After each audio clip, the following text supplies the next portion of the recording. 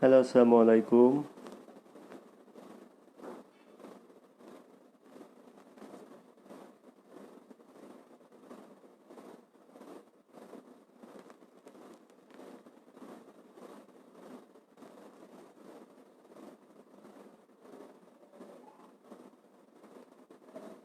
আসসালামু আলাইকুম। একজন অডিয়েন্স দেখা যাচ্ছে।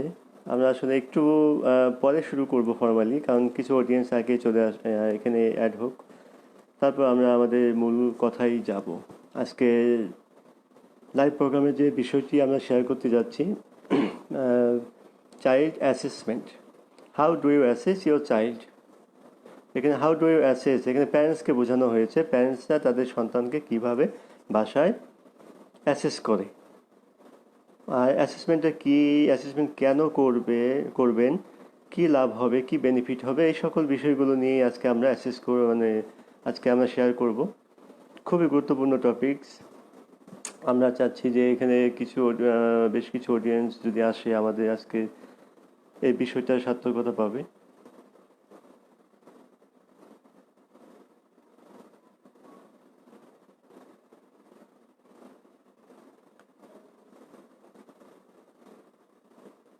অ্যাসেসমেন্ট, এখানে আমাদের স্কুলে কয়েকজন আলোকিত শিশু চিকিৎসা ভিত্তিক স্কুলে কয়েকজন এসেছে। আমরা কিছু গার্জিয়ানকে আগে প্রত্যাশা করছি, ওনারা আসুক। আসলে আমরা মূল আজকে আলোচনা পর্বে যাব। আজকে যে আমাদের বিষয়, how do you assess your child. মা বাবা তাদের সন্তানকে কিভাবে বাড়িতে অ্যাসেস করে সে বিষয়ে আমরা শেয়ার করব।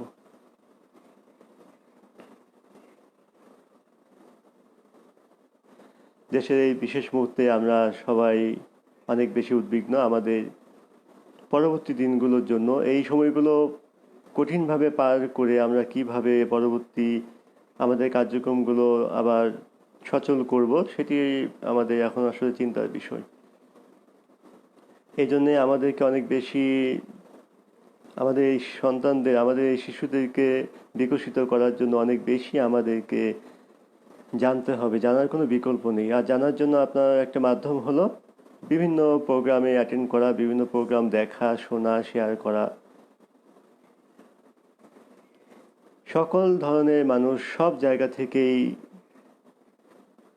অনেক রকমের ইনফরমেশন নিতে পারে, অনেক রকমের নলেজ নিতে পারে। এখন আহ, কে কোথা থেকে আমরা কি ইনফরমেশন শিখব, সেটি আসলে ব্যক্তির উপরে নির্ভর করে কোন উদ্দেশ্য নিয়ে আমরা সেই প্রোগ্রামে অ্যাটেন্ড করেছি। কাজেই আমাদের আজকের বিষয়টি যে চাইল্ড নিয়ে, এখানে অন্যরাও আমরা আসলে অনেক কিছু শুনতে পারি, শেয়ার করতে পারি।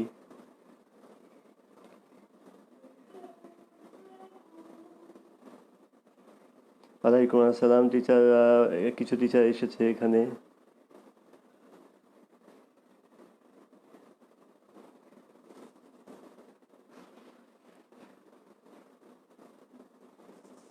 আমরা আমাদের একজন গার্জিয়ানকে পেয়েছি এখানে।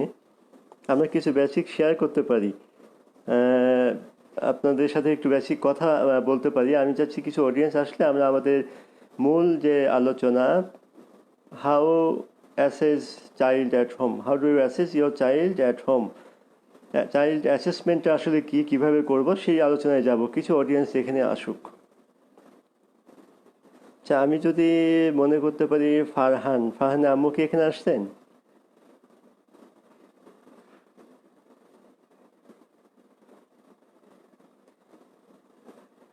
এটা আসলে আমাদের আউট চাইল্ড ফারহান, আমাদের স্কুলে ফারহান না, আউট চাইল্ড ফারহানের আহ, মা কি এখানে আসছেন? আমি দেখতে পাচ্ছি। ফারহান কেমন আছে এখন?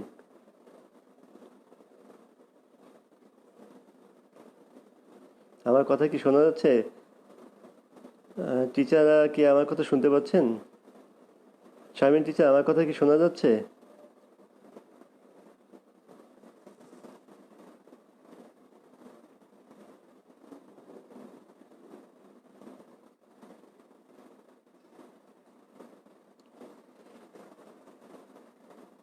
কে একজন রেসপন্স করবেন? কথা কি ক্লিয়ারলি শোনা যাচ্ছে?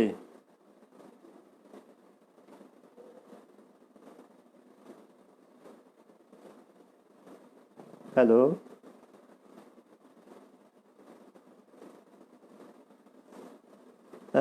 মন মন থেরাপিস্ট, আমার কথা কি শোনা যাচ্ছে? স্পিচ থেরাপিস্ট মনকে বলছি, আমার কথা কি শোনা যাচ্ছে? Very good. আমাদের ম্যাডাম বলেছেন যে ক্লিয়ারলি শোনা যাচ্ছে, কিন্তু রেসপন্স কেন নাই বুঝছেন? জি, এই তো ফারহানের আম্মু এতক্ষণে রেসপন্স করেছে। আর এই ফারহান কেমন আছে? অনেক বড় হয়ে গেছে, এখন কোথায় আছে, কোথায় পড়ছে, একটু বলবেন?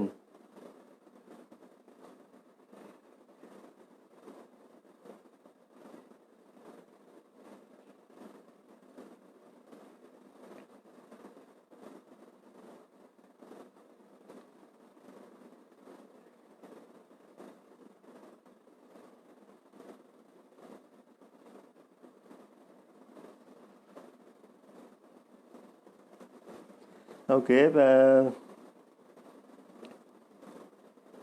আমরা ফারহানের সম্পর্কে কিছু জানতে চাচ্ছিলাম, যে ফারহান আমাদের আগে একজন স্টুডেন্ট ছিল, আউট স্টুডেন্ট আর কি। সে এক্সট্রা সার্ভিস নিত, এখন অনেক ভালো। ফারহান অনেক ভালো আছে, অনলাইন ক্লাস চলছে, তাতে পরীক্ষা শেষ করলো, খুবই ভালো। কোন স্কুলে পড়ে এখন? ফারহান এখন একটা রেগুলার স্কুলে পড়ে এবং তার অনলাইনে ক্লাস চলছিল এবং তার পরীক্ষা শেষ হলো, খুবই শুনে ভালো লাগলো। ফারহান এখন সে তার যত প্রবলেম ছিল সেগুলোকে সে ওভারকাম করে এখন টোটালি ইনক্লুসিভ আমরা বলতে পারি একজন চাইল্ড। সে এখন খুব ভালো অবস্থায় আছে। সে ঢাকায় একটা স্কুলে পড়ে। কোন ক্লাসে পড়ে এখন ফারহান?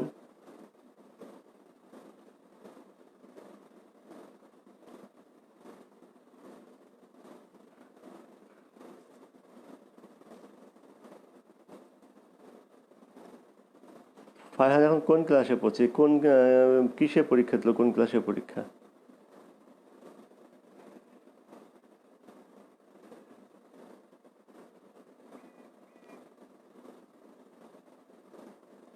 ও, অনেক অনেক উপরে উঠে গেছে। হ্যাঁ, জেএসসি পরীক্ষা দিবে এবার। আলহামদুলিল্লাহ, সে ভালোভাবে জেএসসি পাশ করুক, আস্তে আস্তে এসএসসিতে চলে যাবে।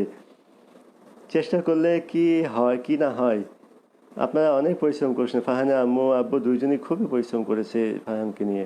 এখন সে অনেক ভালো, সে অষ্টম শ্রেণীতে পরীক্ষা দিবে, জেএসসি পরীক্ষা দিবে, তার মানে বুঝতে পারছেন যে কত ভালো লেভেলে চলে গেছে। আমরা তার ভালো রেজাল্ট আশা করি। তার প্রচুর মেধা ছিল, হ্যাঁ, এত এত মানে সে তার মেধা ছিল, সে অনেক কিছুই করতে পারতো। আমি তার সাথে কাজ করে অনেক মজা পেয়েছি।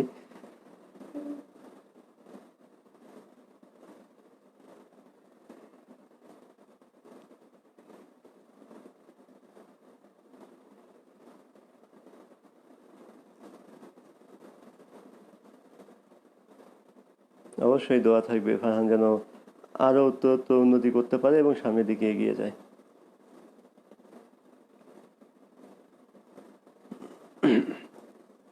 যাই হোক, আমরা আজকে যে বিষয়টা নিয়ে আলোচনা করব, চাইল্ড অ্যাসেসমেন্ট। আমি আজকে আলোচনায় দুই ধরনের বাচ্চাকে রেখেছি এখানে, রেগুলার চাইল্ড এবং চাইল্ড উইথ স্পেশাল নিডস। দুই রকম বাচ্চাদেরকে রেখেছি, কারণ অ্যাসেসমেন্ট সবার জন্যই। কারণ বেটার রেজাল্ট, বেটার ডেভেলপমেন্ট পাওয়ার জন্য প্রত্যেক গার্জিয়ানকেই, প্রত্যেক সন্তানের জন্য অ্যাসেসমেন্ট করতে হবে।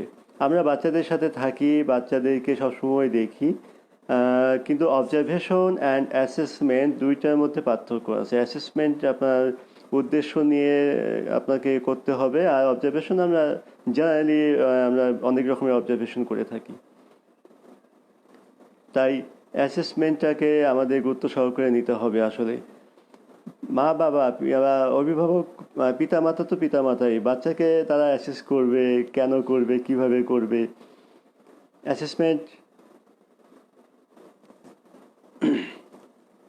অ্যাসেসমেন্ট করতে হবে আপনার উদ্দেশ্য সম্পূর্ণ করার জন্য, আপনার উদ্দেশ্যে পৌঁছার জন্য আপনাকে আপনার সন্তানের অ্যাসেসমেন্ট আপনার নিজেকে করতে হবে। আমরা অনেকভাবে অ্যাসেসমেন্ট করতে পারি, ফর্মালি ইনফর্মালি দুইভাবেই করতে পারি। আপনারা হয়তো ইনফর্মালি অ্যাসেসমেন্টটা বেশি করবেন, কিন্তু সেটাদের কিছু স্পেসিফিক ধারাবাহিকতা ফলো করে আপনাকে অ্যাসেসমেন্টগুলো করতে হবে। কাজে এই জানার বিষয়টা খুবই গুরুত্বপূর্ণ। আমরা 10 মিনিট পার করেছি। আমরা অডিয়েন্স কিছু চাচ্ছি যে কিছু অডিয়েন্স আসলে আমরা আলোচনাটা শুরু করি। এখন আপনাদের যারা এখানে আছেন তাদের কি কোনো প্রশ্ন আছে? আমরা কয়েকটা প্রশ্ন নিয়ে আগে কিছু কথা বলি, তারপর শুরু করি। আপনারা যারা এখানে আসছেন তাদের স্পেসিফিক ইন্ডিভিজুয়াল চাইল্ডকে নিয়ে কোনো প্রশ্ন আছে? এই বিশেষ মুহূর্তে এই করোনা আতঙ্কে আমরা যে এখন ঘরে বন্দি হিসেবে আছি, তাহলে এই বিশেষ মুহূর্তে আমাদের যে ক্ষতিগুলো হচ্ছে এগুলোকে পরবর্তীতে কিভাবে আমরা ওভারকাম করব, বা এখন বাসায় থেকে কিভাবে ওভারকাম করব, এগুলো নিয়ে কোনো বিশেষ দিকে কি আপনাদের কোনো প্রশ্ন আছে?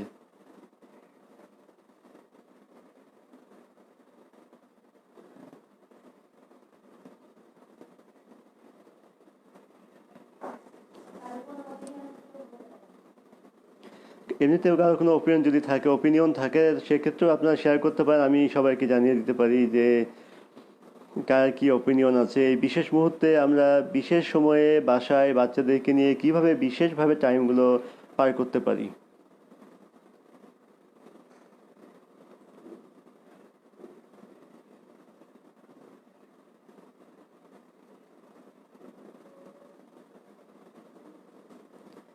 ফোনে বাচ্চা হাইপার হচ্ছে সে বিষয়ে আপনি শুনতে চাচ্ছেন?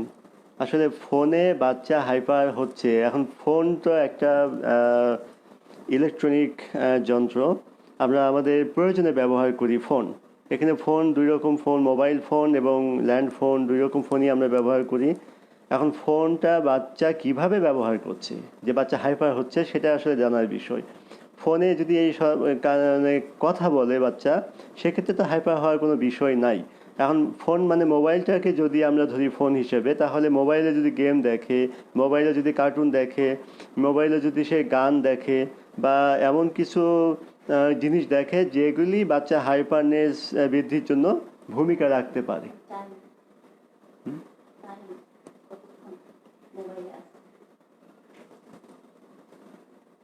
বুঝলি? এখন বাচ্চা কীভাবে ব্যবহার করছে তার উপর নির্ভর করবে। কাজে ফোন, প্রথম কথা হলো ফোন বাচ্চাকে হাইপার করবে বেসিক্যালি আসলে এই কথাটা ঠিক না। ফোন বাচ্চাকে হাইপার করতে পারে এরকম কোনো তথ্য আমার জানা নেই, কিন্তু ব্যবহারের উপরে হাইপারনেসটা আসতে পারে।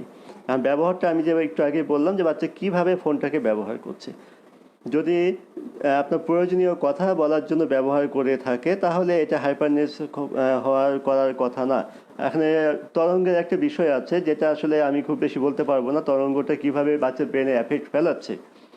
কাজে এই তরঙ্গ যদি আমরা বাদ দিই তাহলে ফোন বাচ্চা হাইপারনেস বাড়াবে এটা আসলে আমার ধারণাতে নেই, কিন্তু বাচ্চাকে ব্যবহারের উপরে এই ফোনটা হাইপারনেস বাড়াতে পারে। সো ব্যবহারটাকে আপনি নিশ্চিত করেন।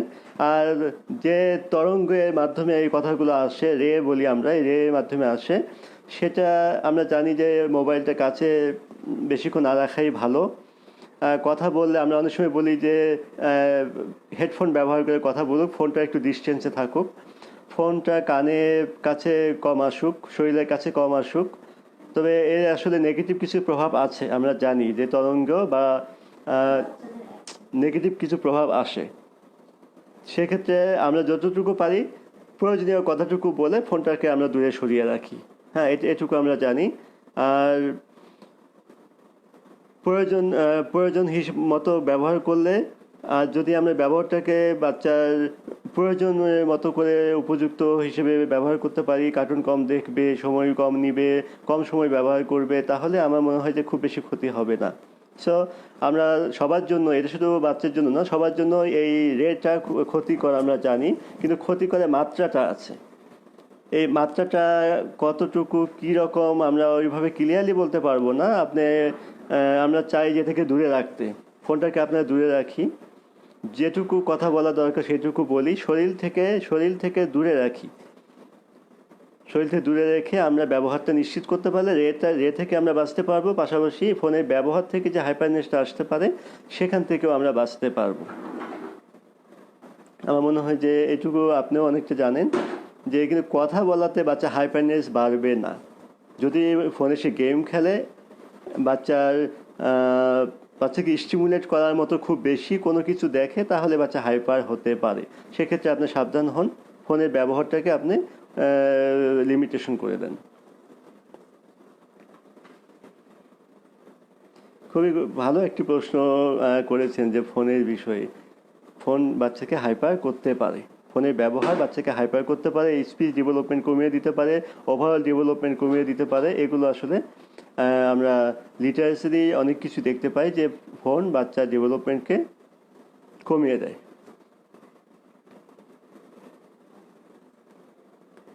খুবই ভালো, ফারহানে আমুকে ধন্যবাদ, ভালো একটি প্রশ্ন করেছেন। আশা করি এই প্রশ্নের অ্যান্সারটি শুনেছেন।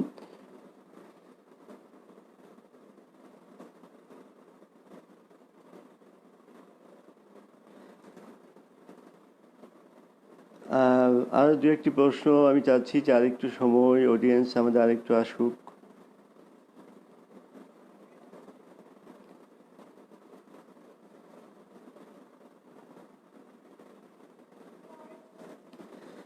শিশুদের অ্যাসেসমেন্ট আমরা আমাদের প্রাতিষ্ঠানিকভাবে করে থাকি। এখন ওই প্রাতিষ্ঠানিক অ্যাসেসমেন্টে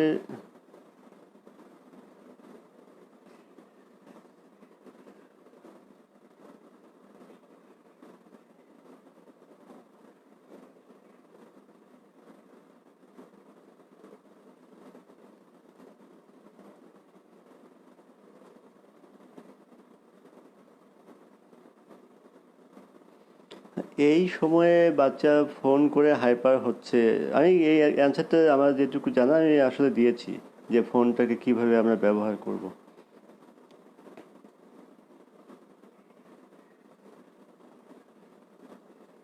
এই রিলেটেড যদি আরও কিছু প্রশ্ন থাকে প্রশ্নটা করলে আমার জন্য সুবিধা হয়। আর কোনো প্রশ্ন আছে কি এই related?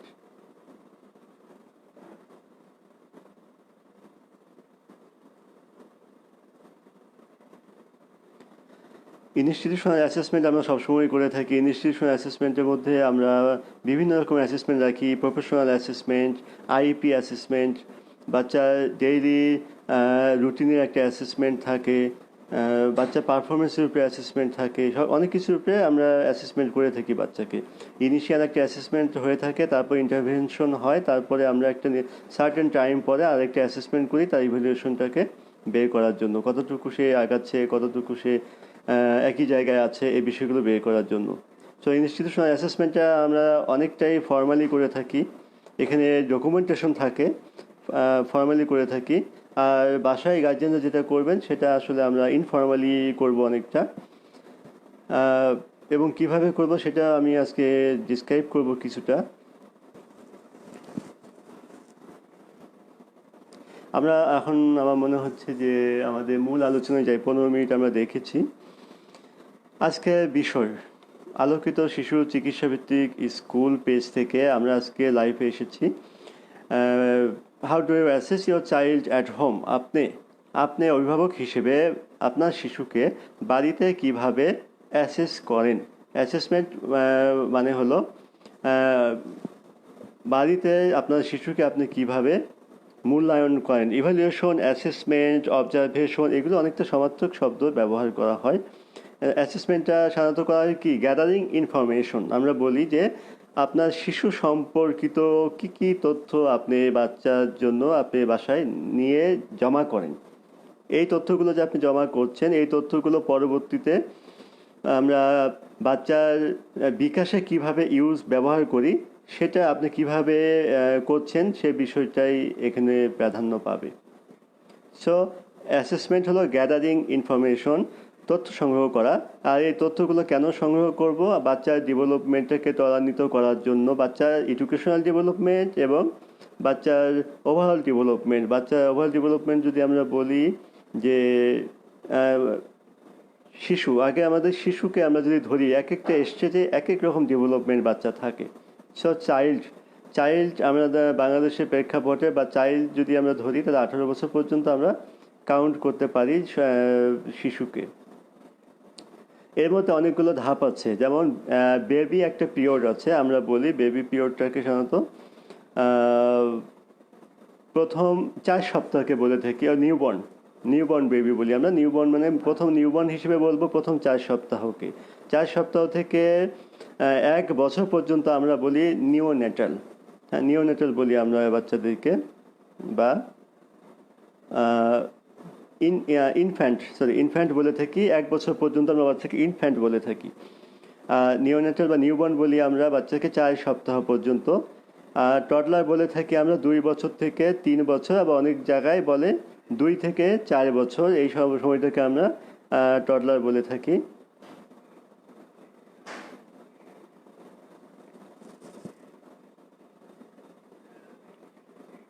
So newborn, infant, toddler এবং preschool age. Preschool আমরা 4 বছর থেকে 5 বছরকে আমরা যদি বলি প্রি স্কুল এজ, এবং 5 বছর বা 6 বছর থেকে আমরা বলতে পারি স্কুলিং এজ। স্কুলিং এজ আমরা বলে থাকি বাচ্চাদেরকে। এবং অ্যাডোলেসেন্সটাকে আমরা বলি সাধারণত অ্যাডাল্টহুডের মানে অ্যাডাল্টহুড পর্যন্ত সময়টাকে বলা হয় অ্যাডোলেসেন্স। অ্যাডোলেসেন্ট বলা হয় আপনার 18 বছর পর্যন্ত সময়টাকে।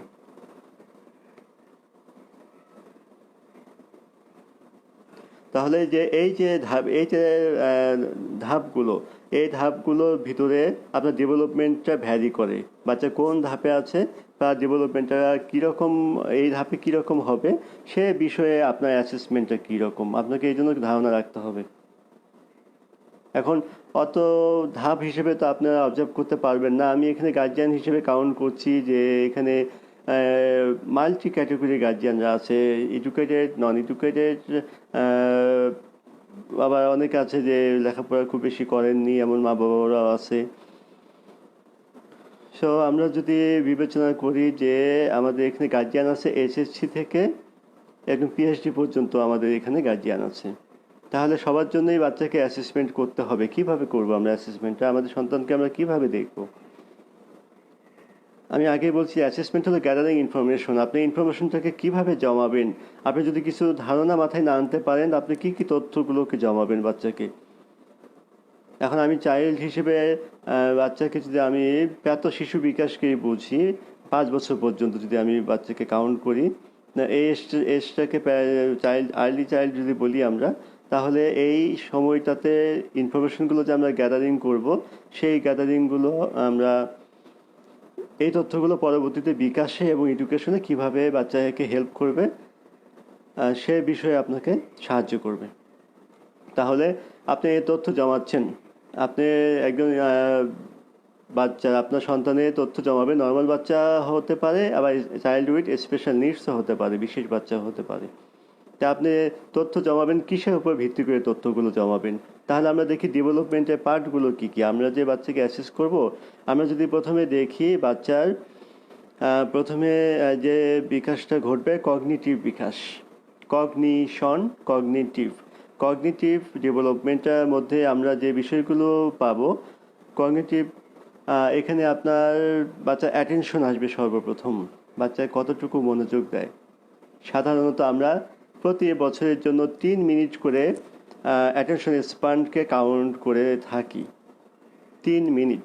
তো বাচ্চা যদি 3 বছর হয় তাহলে 9 মিনিট সময় হবে। একটু গড়ে একটা সময়, এটা ফিক্সড না, 9 থেকে 15, 9 থেকে 12 এরকম হতে পারে। বাচ্চা যদি 4 বছর হয় তাহলে 12 থেকে 16, 12 থেকে 20 পর্যন্ত অ্যাটেনশন স্প্যান থাকতে পারে। বাচ্চা যদি 5 বছর হয় তাহলে 15 মিনিট থেকে 20 মিনিট পর্যন্ত বাচ্চা অ্যাটেনশন স্প্যান থাকতে পারে। তো এটা আপনাকে অবজার্ভ করতে হবে, আজকে আপনার সন্তানের বয়সটা কত এবং তার অ্যাটেনশন স্প্যানটা কতটুকু সে রাখতে পারে। অ্যাটেনশন স্প্যান না থাকলে বাচ্চা কিন্তু কাজে মনোযোগী হবে না, কোনো কাজ সহজে শেখাতে পারবেন না। এই জন্য আপনাকে এই বিষয়টা আপনাকে অ্যাসেস করতে হবে, আপনাকে ইনফরমেশনটা গ্যাদার করতে হবে। তারপর আসবে আপনার কগনিটিভের মধ্যে আসবে প্রবলেম সলভ করতে পারে কতটুকু। বাচ্চার বয়স উপযোগী প্রবলেম সলভিং করতে হবে বাচ্চাকে।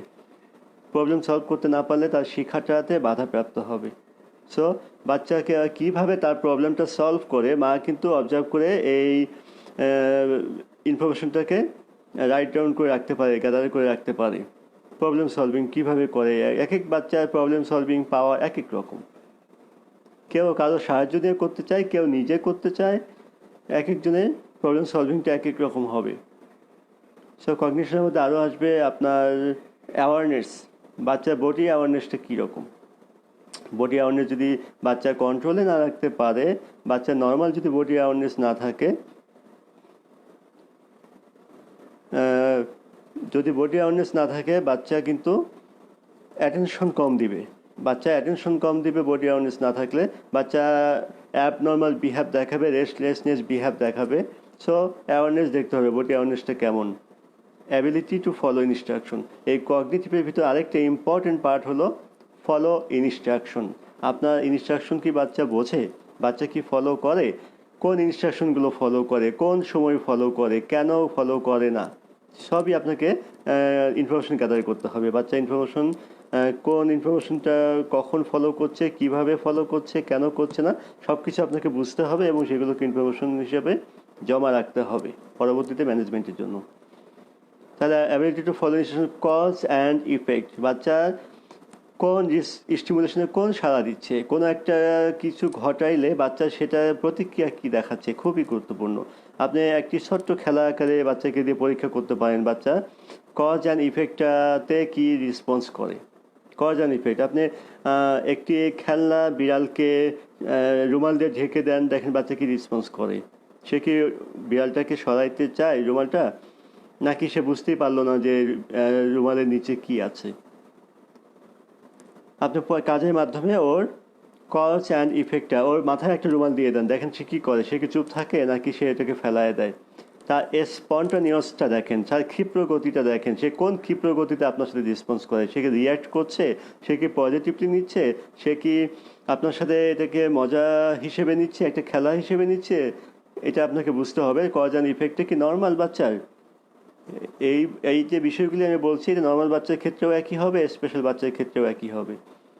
আপনি নর্মাল বাচ্চার ক্ষেত্রে এগুলো অ্যাসেস করলে তার ল্যাকিংসটা ধরতে পারবেন যদি থাকে, আর যদি না থাকে তাহলে আপনি এইগুলো দিয়ে বাচ্চার আরও বেশি তার অ্যালার্টনেস, অ্যাওয়ারনেস তার আরও বেশি প্রম্পট হবে। তাহলে কজ অ্যান্ড ইফেক্ট পেলাম আমরা এখানে, problem solving, follow instruction, body awareness, এই বিষয়গুলো এখানে খুব ভালো প্রাধান্য পাবে। এখানে আরেকটি গুরুত্বপূর্ণ বিষয় হলো প্ল্যানিং। কিসের প্ল্যানিং? কোনো একটা খেলার প্ল্যান করা। বাচ্চা কি কোনো কিছু প্ল্যান করতে পারে? এজ অ্যাপ্রোপ্রিয়েট প্ল্যান করতে পারে সে? বাচ্চা 3 বছর, বাচ্চা 4 বছর, বাচ্চা 5 বছরে কোনো একটা প্ল্যান সে করতে পারছে কি না? কোনো একটা কাজ সে করবে, যেমন সকল কাজেই কিন্তু আপনার প্ল্যান লাগে। প্ল্যান ছাড়া করতে পারি আমরা, যে ধাপগুলো ফলো করে আমরা করি এটি এক একটা প্ল্যান। সো প্ল্যানটা সে করতে পারে, কোনো একটা কাজের জন্য কোনো একটা প্ল্যান সে করতে পারে কি না এটাও আপনাকে অবজার্ভ করতে হবে। তাহলে প্রথম যে কম্পোনেন্টটা আমরা অবজার্ভ করব কগনিটিভ। কগনিটিভটাকে আপনাকে অ্যাসেস করতে হবে, আপনার সন্তানের কগনিটিভটা কেমন। এর মধ্যে কি পাচ্ছি আমরা? এর মধ্যে পাচ্ছি follow instruction, attention span, body awareness, তারপর পাচ্ছি আপনার body awareness, follow instruction, motor planning, cause and effect. এই জিনিসগুলো আপনাকে খুব সুন্দর করে ইনফরমেশনগুলোকে গ্যাদার করতে হবে। তারপরে আসবে বাচ্চার ল্যাঙ্গুয়েজ ডেভেলপমেন্টটা কীরকম হচ্ছে। এখানে রেগুলার বাচ্চার ক্ষেত্রেও ল্যাঙ্গুয়েজ ডেভেলপমেন্টটা কেমন হচ্ছে, স্পেশালের ক্ষেত্রেও কেমন হচ্ছে, এটা গার্জিয়ান এটাকে রাইট ডাউন করবে এবং লিখে রাখবে। ল্যাঙ্গুয়েজটা কী আসলে? আমরা ল্যাঙ্গুয়েজ মানে তো আমরা বুঝি যে কি ভাষা। ল্যাঙ্গুয়েজ মানে ভাষা বুঝি। ভাষা তো আমরা দুভাবেই করতে পারি। কিভাবে? ভার্বালি, নন ভার্বালি, দুভাবেই আমরা ভাষা অ্যাপ্লাই করতে পারি। ল্যাঙ্গুয়েজ ডেভেলপমেন্টটাও বাচ্চা ঠিক মতো হচ্ছে কিনা এটি আপনারা গুগলে গিয়ে সার্চ দিলেই পাবেন যে 4 বছরের বাচ্চার ল্যাঙ্গুয়েজ ডেভেলপমেন্ট, 3 বছরের বাচ্চার ল্যাঙ্গুয়েজ ডেভেলপমেন্ট, এভাবে শুধু লিখবেন আর ক্লিক করলে আপনার একদম চার্ট আকারে চলে আসবে বাচ্চার কীভাবে ল্যাঙ্গুয়েজ ডেভেলপমেন্টটা হবে। ল্যাঙ্গুয়েজের মধ্যে 2 রকম ল্যাঙ্গুয়েজ আসবে, একটা হলো আপনার রিসেপটিভ, সে বোঝে কি না, আর একটা হলো এক্সপ্রেসিভ, বাচ্চা প্রকাশ করে, বলতে পারে কি না। তাহলে 2 রকম আপনাকে অ্যাসেস করতে হবে, একটা হলো এক্সপ্রেসিভ আর একটা হলো রিসেপটিভ। আগে সে রিসিভ করবে, যদি সে রিসিভ করার অ্যাবিলিটি রাখে দেন তার এক্সপ্রেসিভ ল্যাঙ্গুয়েজটা আসবে। এখন যদি কেউ নাই বোঝে তাকে কি বলা হচ্ছে, তখন সে কি অ্যান্সার করবে? So receptive language and expressive language দুইটাই গার্জিয়ানকে অ্যাসেস করতে হবে কোন লেভেলে আছে। একজন 1 বছরের বাচ্চা, 12 মাসের বাচ্চা, আপনার 6 মাস ধরি, প্রথমে 6 মাসের বাচ্চা ভাওয়ালগুলিকে উচ্চারণ করার চেষ্টা করে। ভাওয়ালগুলি এ ই আই ও ইউ আ উ ই এইগুলোকে উচ্চারণ করতে চেষ্টা করে এবং শুরু হয়ে যায়। বাবলিং আমরা বলি, বাবলিং শুরু হয়। বাবলিংটা চলতে থাকে 9 মাস পর্যন্ত। 9 মাসের থেকে 11-12 মাস পর্যন্ত বাচ্চা একটা ওয়ার্ড ঠিকভাবে বলা শুরু করে দেয়। এবং তখন 1 বছরে বাচ্চা সাধারণত মা, বাবা, দাদা এই ওয়ার্ডগুলি বলতে শিখে সর্বপ্রথম। সো একটা ওয়ার্ড, মিনিংফুল ওয়ার্ড, একটা ক্লিয়ার ওয়ার্ড সে 1 বছরে গিয়ে বলতে পারতেছে। 1 বছরের আগে 9 মাস পর্যন্ত সে বাবলিং করতেছে, বাবলিংগুলো স্পষ্ট হচ্ছে এবং এই বাবলিংয়ের পাশাপাশি বাচ্চা আস্তে আস্তে ওয়ার্ডের দিকে যাচ্ছে। তাহলে এটা বুঝতে পারলাম আপনাকে অ্যাসেস করতে হবে। 2 বছরে বাচ্চা মিনিমাম 50টা ওয়ার্ড থাকতে হবে, বাচ্চা মিনিমাম 50টা ওয়ার্ড বোঝা শিখবে 2 বছরে। 3 বছরে, 2.5 বছরে বাচ্চা ধরেন আপনি 200 ওয়ার্ড আন্ডারস্ট্যান্ডিংটা বুঝবে। 2 বছর, 2.5 বছরে বাচ্চা 250 বা 200 ওয়ার্ড তার রিসিভ করতে পারবে, বুঝতে পারবে। আর এই ভোকাবুলারিটা, এই আন্ডারস্ট্যান্ডিংটা 4 বছর থেকে খুব ভিগোরাসলি বাড়তে শুরু করবে। এটা 4000, 6000 এইভাবে ভিগোরাসলি বাড়তে শুরু করবে। সো 2.5 বছর, 3 বছর পর্যন্ত একটু লিমিটেশন থাকে। দেন বাচ্চার সাথে নার্সারিং কাজ, প্লে, এই সব কিছুর মাধ্যমে বাচ্চা আস্তে আস্তে এই ভোকাবুলারিগুলো রিসেপটিভ, এক্সপ্রেসিভ এগুলো আস্তে আস্তে বাড়তে থাকে। তাহলে আমরা বুঝতে পারলাম যে বাচ্চা বয়স 3 বছর, এখনও কতটুকু কথা বলে আমরা জানি। গার্জিয়ান তো বুঝতে পারছেন কতটুকু কথা বলে, বেশি বলে না কম বলে নাকি ঠিক আছে।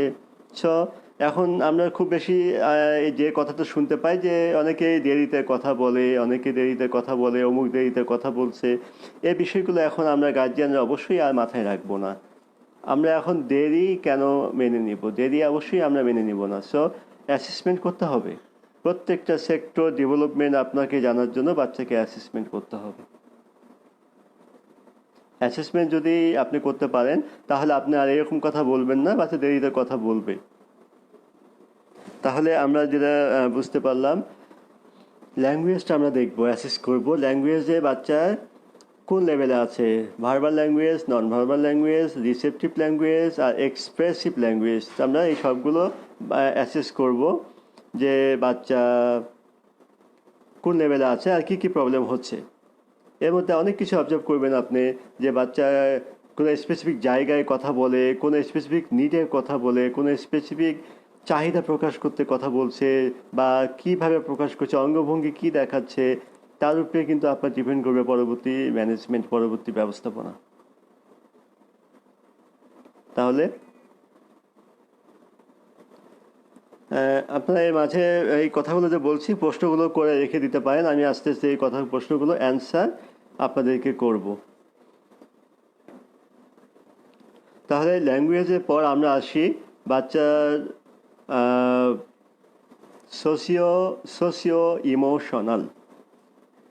সোশিও ইমোশনাল বিষয়টা খুবই গুরুত্বপূর্ণ। আমরা জানি যে অটিস্টিক শিশুকে আমরা এই সোশিয়াল রিলেশন, সোশিয়াল কমিউনিকেশনসের বিষয়টাকে প্রাধান্য দিয়েই ডায়াগনোসিস করে থাকি।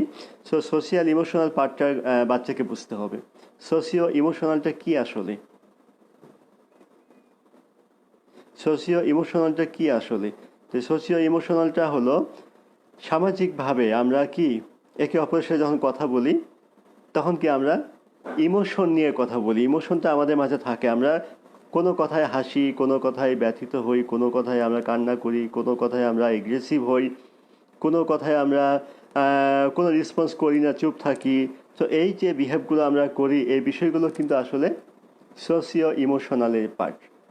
সো আপনার সন্তান কি এই পার্টগুলোতে অংশগ্রহণ করে? আপনার সাথে যখন কথা বলছে, that's one of socio emotional activity. সে কি আপনি যে টোন নিয়ে কথা বলছে, এই টোনটা কি সে বুঝতেছে? না বুঝলে সোশিও ইমোশনালের প্রবলেম। আপনি তাকে যে কথাটা বলছেন এটা কোন ইমোশনের মধ্যে পড়ে, এটা কি সে বুঝতে পারে? এই পয়েন্টগুলো গার্জিয়ানকে অ্যাসেস করতে হবে যে গার্জিয়ান এই পয়েন্টগুলোতে বাচ্চা কোন লেভেলে আছে, বাচ্চা কি বোঝে, আদৌ বোঝে। আর বাচ্চা যদি না বোঝে তাহলে ইনফরমেশনগুলো আপনাকে ধরে রাখতে হবে, ইনফরমেশনগুলো লিখে রাখতে হবে, যা পরবর্তীতে আপনার কার্যকরী ব্যবস্থাপনা গ্রহণের জন্য সাহায্য করবে। তো সোশিও ইমোশনটা আমরা বুঝতে পারলাম। এখানে আরেকটা আছে কগনিশনের মধ্যে, আমি স্কিপ করে গেছি। কগনিশনের মধ্যে আরেকটা বিষয় আছে আপনাকে বিভিন্ন সিচুয়েশন বুঝতে পারা, সিচুয়েশন আন্ডারস্ট্যান্ডিং, পারসেপশন। কগনিশনের আরেকটা গুরুত্বপূর্ণ পার্ট, আমি যেটা কগনিশনের ভিতরে আসলে বলতে ভুলে গিয়েছিলাম, কগনিশনের ভিতরে আরেকটা পার্ট ছিল পারসেপশন। পারসেপশন মানে হলো কি অনুধাবন করা, কোনো একটা কথাকে অনুধাবন করা, কোনো একটা অবজেক্টকে অনুধাবন করা, কোনো একটা সিচুয়েশনকে অনুধাবন করা। এই অনুধাবন যদি বাচ্চা ঠিক না থাকে সে প্রপার রেসপন্সটা করবে না। এক একটা জায়গায় এক একটা পারসেপশনে সে অন্য রকমের রিয়াকশন দেখাবে। তাহলে পারসেপশনটা কগনিশনের ভিতরে একটা পার্ট। এখানে আসলে সোশিও ইমোশন, সোশিও ইমোশনটা আমরা বুঝতে পারলাম যে বাচ্চা কীভাবে সোশিও ইমোশনটা করে। আরেকটা গুরুত্বপূর্ণ বিষয় যেটা আমি বলবো যে বাচ্চা লার্নিং স্টাইলটা কি, হাউ এ চাইল্ড লার্ন, একজন শিশু কিভাবে শিখে, আপনার সন্তান কিভাবে শিখতে পছন্দ করে, কোন মাধ্যমটা সে পছন্দ করে। সো লার্নিংটা একটা গুরুত্বপূর্ণ বিষয়, যে বাচ্চা কিভাবে শিখে, কোন সিচুয়েশনে বাচ্চা শিখে, এটাকে আপনাকে বুঝতে হবে। যেমন শেখার মধ্যে আমরা যদি পাই যে কিছু বাচ্চা আছে প্রবলেম সলভ করে শিখে, প্রবলেম সলভিংয়ের মাধ্যমে শিখে। কিছু বাচ্চা আছে ফোকাসড অ্যাটেনশনের মাধ্যমে শিখে। কিছু বাচ্চা আছে ডুইং অ্যাক্টিভিটি করেই শিখে। কিছু বাচ্চা আছে অবজার্ভ করে শিখে, দেখে দেখে শিখে। সো শিক্ষার মাধ্যমগুলো বুঝতে হবে যে আসলে বাচ্চা কোন মাধ্যমে শিখতেছে। যেমন ফোকাসড অ্যাটেনশন, এমন আমাদের এই লাইনে বাচ্চারা ম্যাক্সিমাম ক্ষেত্রেই ফোকাসড অ্যাটেনশনটা বেশি পছন্দ করে। কীরকম? বাচ্চা একটা স্টিমুলেশন অ্যাট এ টাইম নিতে পছন্দ করে, একটা স্টিমুলেশন, এবং একটা স্টিমুলেশনের মধ্যেই সে নিজেকে আবদ্ধ রাখে। ফোকাসড অ্যাটেনশন আর হলো ডিভাইডেড অ্যাটেনশন। বাচ্চা একসাথে অনেক অ্যাটেনশন দিতে পারে, কিন্তু দিয়ে ওখান থেকে একটা বিষয় সে শিখতে পারে। আর ফোকাসড অ্যাটেনশন হলো একসাথে একটা অ্যাটেনশনের মধ্যে সে নিজেকে আবদ্ধ রাখবে এবং একসাথে একটা অ্যাটেনশনেই সে শিখবে। তাহলে যে ফোকাসড অ্যাটেনশনে শিখে তাকে কিন্তু আপনাকে সেরকম পরিবেশ দিতে হবে, ওখানে অন্য কোনো ডিস্ট্রাকটিভ এনভায়রনমেন্ট থাকবে না, ডিস্ট্রাকটিভ ইকুইপমেন্ট থাকবে না, ডিস্ট্রাকটিভ সাউন্ড থাকবে না, এই বিষয়গুলো কিন্তু সেখানে থাকবে না। তাহলে আমরা ফোকাসড অ্যাটেনশনের যে বাচ্চারা শিখবে তাদেরকে সেরকম এনভায়রনমেন্টটা দিতে হবে।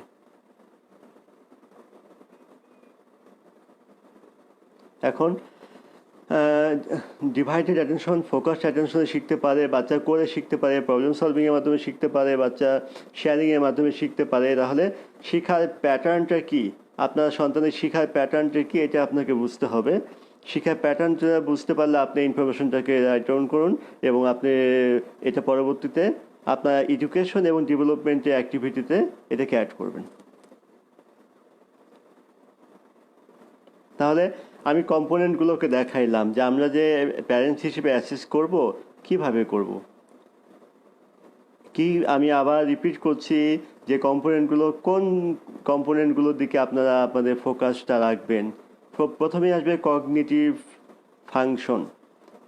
ফাংশনের মধ্যে অনেকগুলো পার্ট আছে, খুবই গুরুত্বপূর্ণ, এবং সর্বপ্রথম পার্টটি হলো কগনিটিভ ফাংশন। যেমন এখানে আপনার আসবে আপনার পারসেপশন, এখানে আসবে অ্যাটেনশন স্প্যান, এখানে আসবে প্রবলেম সলভিং, এখানে আসবে অ্যাবিলিটি টু ফলো ইনস্ট্রাকশন, এখানে আসবে কজ অ্যান্ড ইফেক্ট, বাচ্চা কী কজ অ্যান্ড ইফেক্টে কী প্রভাব ফেলে, এবং বডি অ্যাওয়ারনেস। এই পার্টগুলো আসবে কগনিটিভ ফাংশনের মধ্যে, কগনিটিভ ইস্যুর মধ্যে আসবে। কগনিটিভ ইস্যুটা ভালোভাবে বুঝতে পারলে অনেকগুলো পার্ট আপনাকে অ্যাসেস করতে হবে। তারপর আসতেছে আপনার বাচ্চার ল্যাঙ্গুয়েজ ডেভেলপমেন্ট। ল্যাঙ্গুয়েজটা কীভাবে করে, সে কোন ল্যাঙ্গুয়েজটা বেশি ব্যবহার করে, ল্যাঙ্গুয়েজ শেখার প্যাটার্নটা কী, বাচ্চার বয়সের সাথে ল্যাঙ্গুয়েজ যে সামঞ্জস্যতা সেটা আছে কি না, এই ল্যাঙ্গুয়েজটাকে আপনাকে অবজার্ভ করতে হবে। তারপর আসবে বাচ্চার সোশিও ইমোশনাল স্টেটটা কী। সোশিও ইমোশনাল স্টেটটা আপনাকে বুঝতে হবে যে ঠিকভাবে সোশিও ইমোশনাল স্টেটটাতে বাচ্চা ঠিক রেসপন্সটা করছে কি না। তারপর আসবে বাচ্চার প্যাটার্ন অফ লার্নিং, কীভাবে সে শিখতে পছন্দ করে। বাচ্চা কি অবজারভেশনের মাধ্যমে শিখে, ডুইংয়ের মাধ্যমে শিখে, প্রবলেম সলভিংয়ের মাধ্যমে শিখে, ফোকাসড অ্যাটেনশনের মাধ্যমে শিখে, ডিভাইডেড অ্যাটেনশনের মাধ্যমে শিখে, কীভাবে শিখতে পছন্দ করে, সেই বিষয়গুলো আপনাকে অবজার্ভ করতে হবে, অ্যাসেস করতে হবে। তাহলে আমরা বুঝলাম যে অ্যাসেসমেন্টটা হলো প্রত্যেক গার্জিয়ানকেই তার সন্তানকে অ্যাসেস করতে হবে। কখন করবেন? আপনার আজ এই অ্যাডাল্ট পর্যন্ত, আমরা অ্যাডাল্ট পর্যন্তই ধরছি, অ্যাডাল্ট হওয়া পর্যন্ত আপনাকে অ্যাসেস করতে হবে। বাচ্চা বুঝতে শিখলেও আপনাকে অ্যাসেস করতে হবে। প্রত্যেকটি জায়গাতে বাচ্চাকে অ্যাসেস করতে হবে। আপনার বাসায় অ্যাসেস করতে হবে, বাচ্চা স্কুলে যখন যাচ্ছে স্কুলে যাওয়ার পরেও অ্যাসেস করতে হবে। বাচ্চার স্কুলের সাথে বাচ্চার ঠিকমতো ম্যাচ হচ্ছে কিনা, স্কুলে অ্যাক্টিভিটিতে বাচ্চা আগাচ্ছে কিনা, স্কুলটা তার জন্য উপযুক্ত কিনা, আপনি যা চান সে দিকে বাচ্চাকে কাঙ্ক্ষিত লক্ষ্যে পৌঁছাতে পারছে কিনা, এই বিষয়গুলো আপনাকে অ্যাসেস করতে হবে। এখন আমরা যে অ্যাসেসমেন্টটা করছি, অ্যাসেসমেন্ট করার জন্য আমরা কোন কোন বিষয় থেকে হেল্প নিতে পারি, সাপোর্ট নিতে পারি। সর্বপ্রথমই আপনারা যে সাপোর্টটা পাবেন, বাচ্চার সাথে কিছুটা সময় দিতে হবে। প্রতিদিন কিছুটা সময় দিতে হবে। বাচ্চার সাথে সময় দিলেই আপনি আপনার এই কম্পোনেন্টগুলোকে বের করতে পারবেন। আরেকটি বিষয় যেটি আপনি করতে পারবেন সেটি হলো বাচ্চা যে অ্যাক্টিভিটিগুলো করে, সেই অ্যাক্টিভিটিগুলো অবজার্ভ করে আপনি বাচ্চার ডেভেলপমেন্ট সম্পর্কে বুঝতে পারবেন। যে বাচ্চা কোনো একটা খেলা খেলছে, কোনো একটা ডিজাইন করেছে, বাচ্চার খাতার কাজ দেখে, বাচ্চার ডায়েরি দেখে, হোমওয়ার্ক দেখে, এই পয়েন্টগুলো দেখে, বাচ্চার বাসা তার ম্যানেজমেন্ট দেখে, বাচ্চাকে এই বিষয়গুলো থেকেও আপনি তার একটি অ্যাসেসমেন্ট কিছু ইনফরমেশন গ্যাদার করতে পারবেন। এডুকেশনের পার্টটা আপনি স্কুলের সাথে যোগাযোগ রেখে আপনি অ্যাসেস করতে পারবেন। এডুকেশনের পার্টটি স্কুলে সে কীরকম সাকসেস করছে, কীরকম সে স্কুলের ডায়েরি, স্কুলের প্ল্যান, স্কুলের রুটিন, সব কিছু পরীক্ষা সব কিছু দেখে আপনি একটা অ্যাসেসমেন্ট করতে পারবেন। তাহলে অ্যাসেসমেন্ট করতে গেলে বাচ্চার সাথে সময় দিতে হবে। সময় দেয়া, অ্যাক্টিভলি সময় দিতে হবে, কিছুটা সময় অ্যাক্টিভ, মানে আপনাকে তার সাথে কিছু কাজ করতে হবে। আপনি বাচ্চাকে ডেকে সামনে বসে কিছু কথা শেয়ার করতে পারেন, কিছু কথা বলতে পারেন, কিছু খেলা পারলে খেলতে পারেন, কিছু কাজ, হোমওয়ার্ক, বাসায় কিছু ডোমেস্টিক কাজে তাকে ইনভলভ করতে পারেন। এবং সকল কাজের মাধ্যমে আপনি এই কম্পোনেন্টগুলোকে অ্যাসেস করতে পারেন যে কোন লেভেলে বাচ্চাটা এখন, আপনার সন্তান এখন আছে। সো অ্যাসেসমেন্ট মানে কন্টিনিউ প্রসেস। অ্যাসেসমেন্ট কিন্তু আমরা এই 1 মাসে করে ফেললাম, হয়ে গেল, শেষ। অ্যাসেসমেন্ট কিন্তু আসলে তা না। অ্যাসেসমেন্টটা হবে কন্টিনিউ প্রসেস। আপনি এই আজকে অ্যাসেস করলেন, এই মাসে অ্যাসেস করলেন, এই বছরে অ্যাসেস করলেন, এভাবে বছর বছর ব্যাপী অ্যাসেসমেন্ট চলতে থাকবে আপনার কাঙ্ক্ষিত লক্ষ্যে পৌঁছা পর্যন্ত, অ্যাডাল্টহুড হওয়া পর্যন্ত। সো অ্যাসেসমেন্টটা একটি কন্টিনিউ প্রসেস। অ্যাসেসমেন্টটা চলতেই থাকবে। আর অ্যাসেসমেন্টটাকে আপনি ইনফরমেশন গ্যাদার করবেন, কারণ হলো আপনি বাচ্চার ল্যাকিংসগুলোকে কাভার করতে চান। কোনো সন্তানই স্বয়ং সম্পূর্ণ 100% মানে হতে পারে এরকম কোনো কিন্তু ইনফরমেশন আমরা জানি না। কাজেই রেগুলার চাইল্ডকে স্পেশাল চাইল্ড হিসেবে কাউন্ট করি আমরা। রেগুলার বা স্পেশাল এমন না, সকল বাচ্চাকেই অ্যাসেসমেন্ট করতে হবে। যে গার্জেনরা যত বেশি অ্যাক্টিভ, যারা যত বেশি জানে, যারা যত বেশি পরিশ্রম করে, তারা তত বেশি এগিয়ে যেতে পারে। কাঙ্ক্ষিত লক্ষ্যে পৌঁছা কিন্তু সহজ কোনো কাজ না। এখানে আপনার ইচ্ছাটা সর্বপ্রথম প্রাধান্য পাবে। ইচ্ছা আপনাকে আপনার ইচ্ছাটা আপনাকে আপনার কর্মে অংশগ্রহণ করাবে, দেন আপনার কর্ম আপনাকে কাঙ্ক্ষিত লক্ষ্যের দিকে এগিয়ে নিয়ে যাবে। So assessment continue process. Assessment করতে গেলে আপনাকে কন্টিনিউ পরিশ্রম করতে হবে এবং আপনাকে লেখার অভ্যাস করতে হবে। ডকুমেন্টেশন ছাড়া অ্যাসেসমেন্ট হবে না। আপনি মনে মনে রাখলেন, হ্যাঁ এই কথাটা একটু কম মনে হচ্ছে, এই সোশ্যাল ইমোশনালটা একটু কম, কগনিটিভে কম, কিন্তু কোন পার্টে কম, কোন জায়গায় কম, কোন কাজটাতে আপনি কম পেয়েছেন, এই বিষয়গুলি আপনাকে পরবর্তীতে শেয়ার করার জন্য, কোনো ডেভেলপমেন্ট বা কোনো স্পেশালিস্টের সাথে শেয়ার করার জন্য লিখে রাখতে হবে। সো লেখার অভ্যাসটা করেন।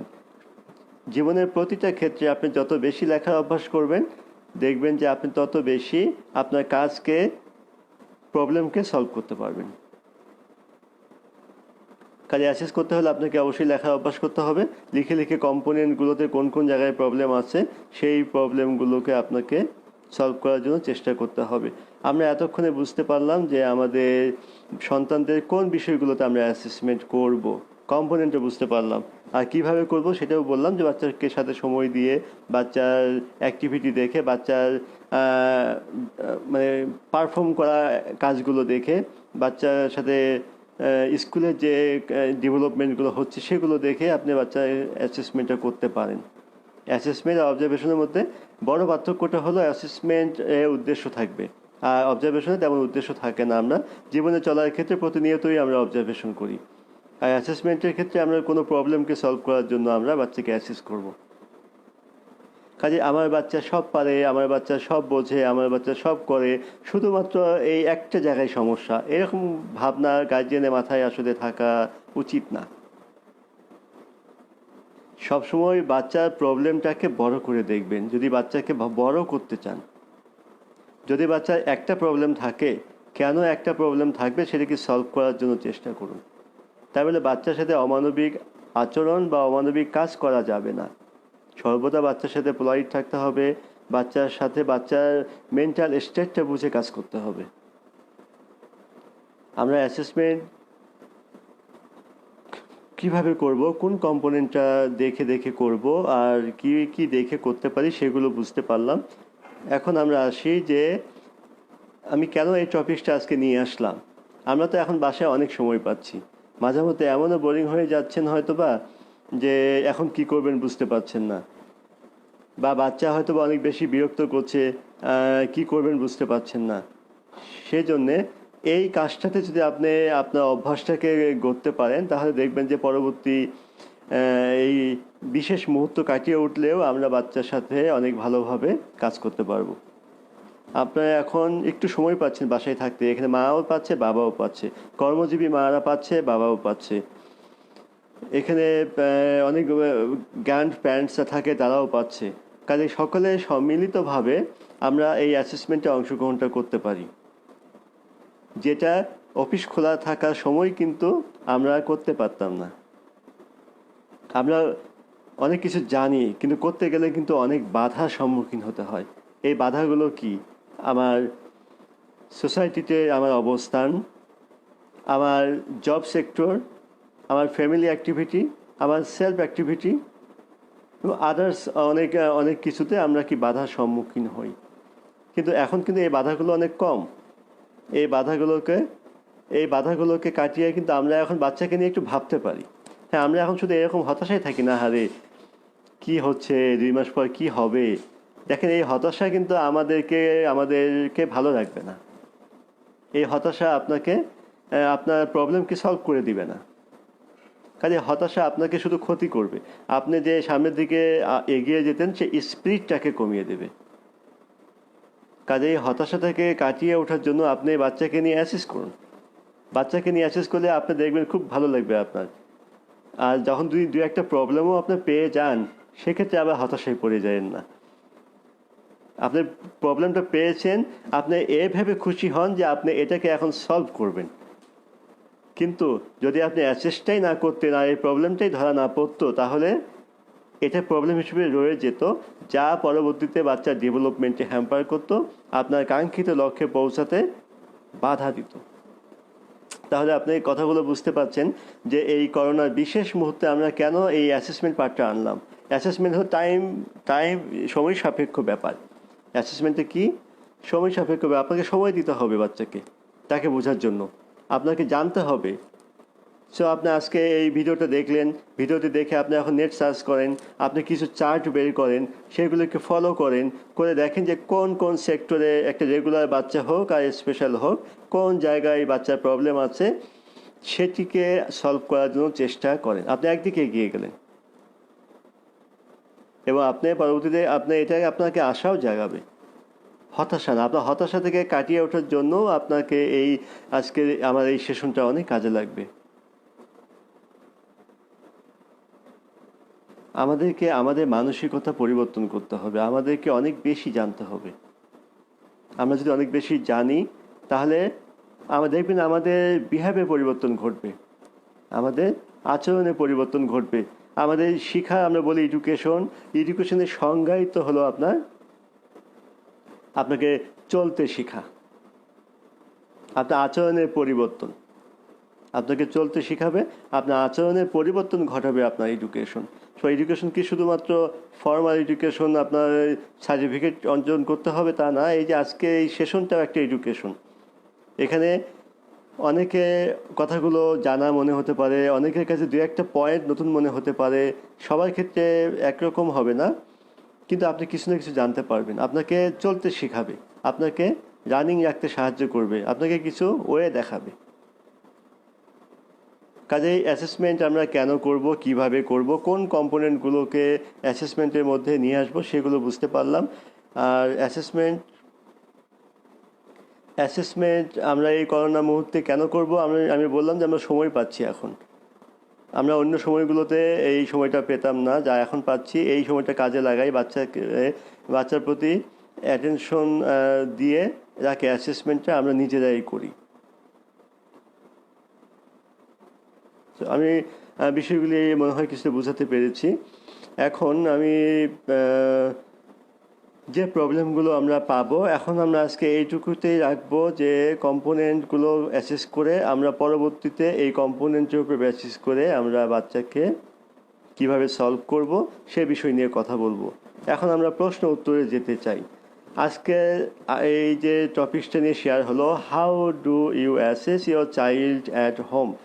বাড়িতে আপনি আপনার সন্তানকে কিভাবে অ্যাসেস করেন বা করেন কি না, না করলে এখন করবেন।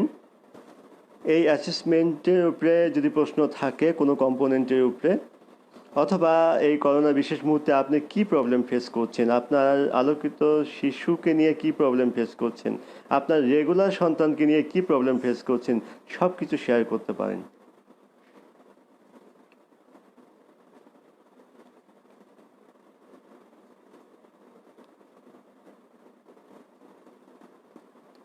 সো আমি এখন একটু এই বিষয়গুলো নিয়ে শেয়ার করতে চাই।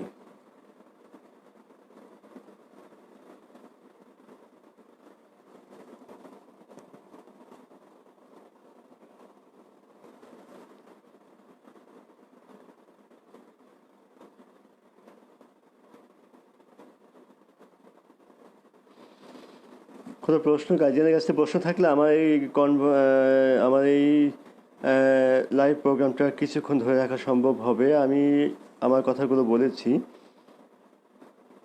শিশুকে কিভাবে অ্যাসেস করব। আমাদের আলোকিত শিশুর টিচাররা অনেকে দেখেছে, টিচাররা অনেকটা শিখতে পারলো, খুবই ইম্পর্টেন্ট। হ্যাঁ, শেখার শেষ নেই। কোন কোন কম্পোনেন্টগুলোতে আমরা অবজার্ভ করার সময়, অ্যাসেস করার সময় খেয়াল রাখবো, সেই কম্পোনেন্টগুলোর উপরে ডিপেন্ড করবে বাচ্চা পরবর্তী প্ল্যানিং। আইপি যখন তৈরি করবো আমরা নর্মাল বাচ্চার জন্য এবং স্পেশাল বাচ্চার জন্য, আইপি যখন তৈরি করব তখন কিন্তু এই অ্যাসেসমেন্টে আপনাকে কাজে লাগবে আইপি তৈরি করার সময়। আর রেগুলার বাচ্চার সময়ও আপনাকে লিখিত প্ল্যান যখন করবেন, যখন একটা ডিজাইন করবেন কোনো কিছু, তখন কিন্তু এই অ্যাসেসমেন্টের গ্যাদারিং ইনফরমেশনগুলো আপনার কাজে লাগবে।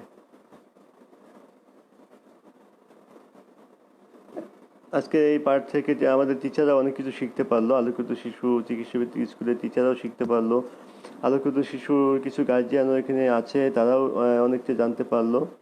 এখন আমি কিছু প্রশ্ন চাচ্ছি, যে প্রশ্নগুলো আমরা এখন শেয়ার করতে পারি।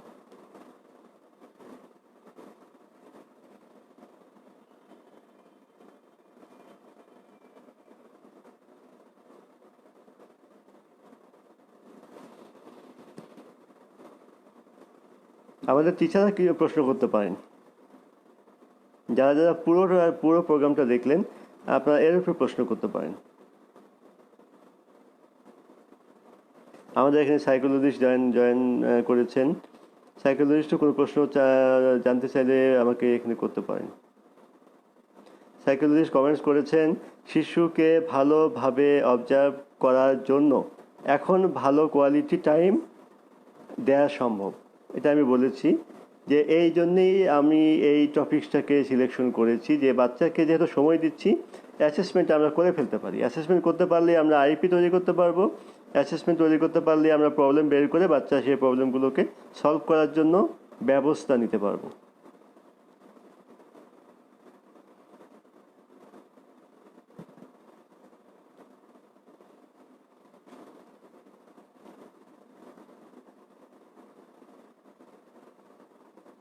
আমি অ্যাসেসমেন্ট করার কম্পোনেন্টগুলো আবার বলি, এই কম্পোনেন্টগুলি খুব গুরুত্বপূর্ণ। কগনিটিভের মধ্যে আসবে body awareness, attention span, problem solving, follow instruction, motor planning, cause and effect, ability to follow instruction.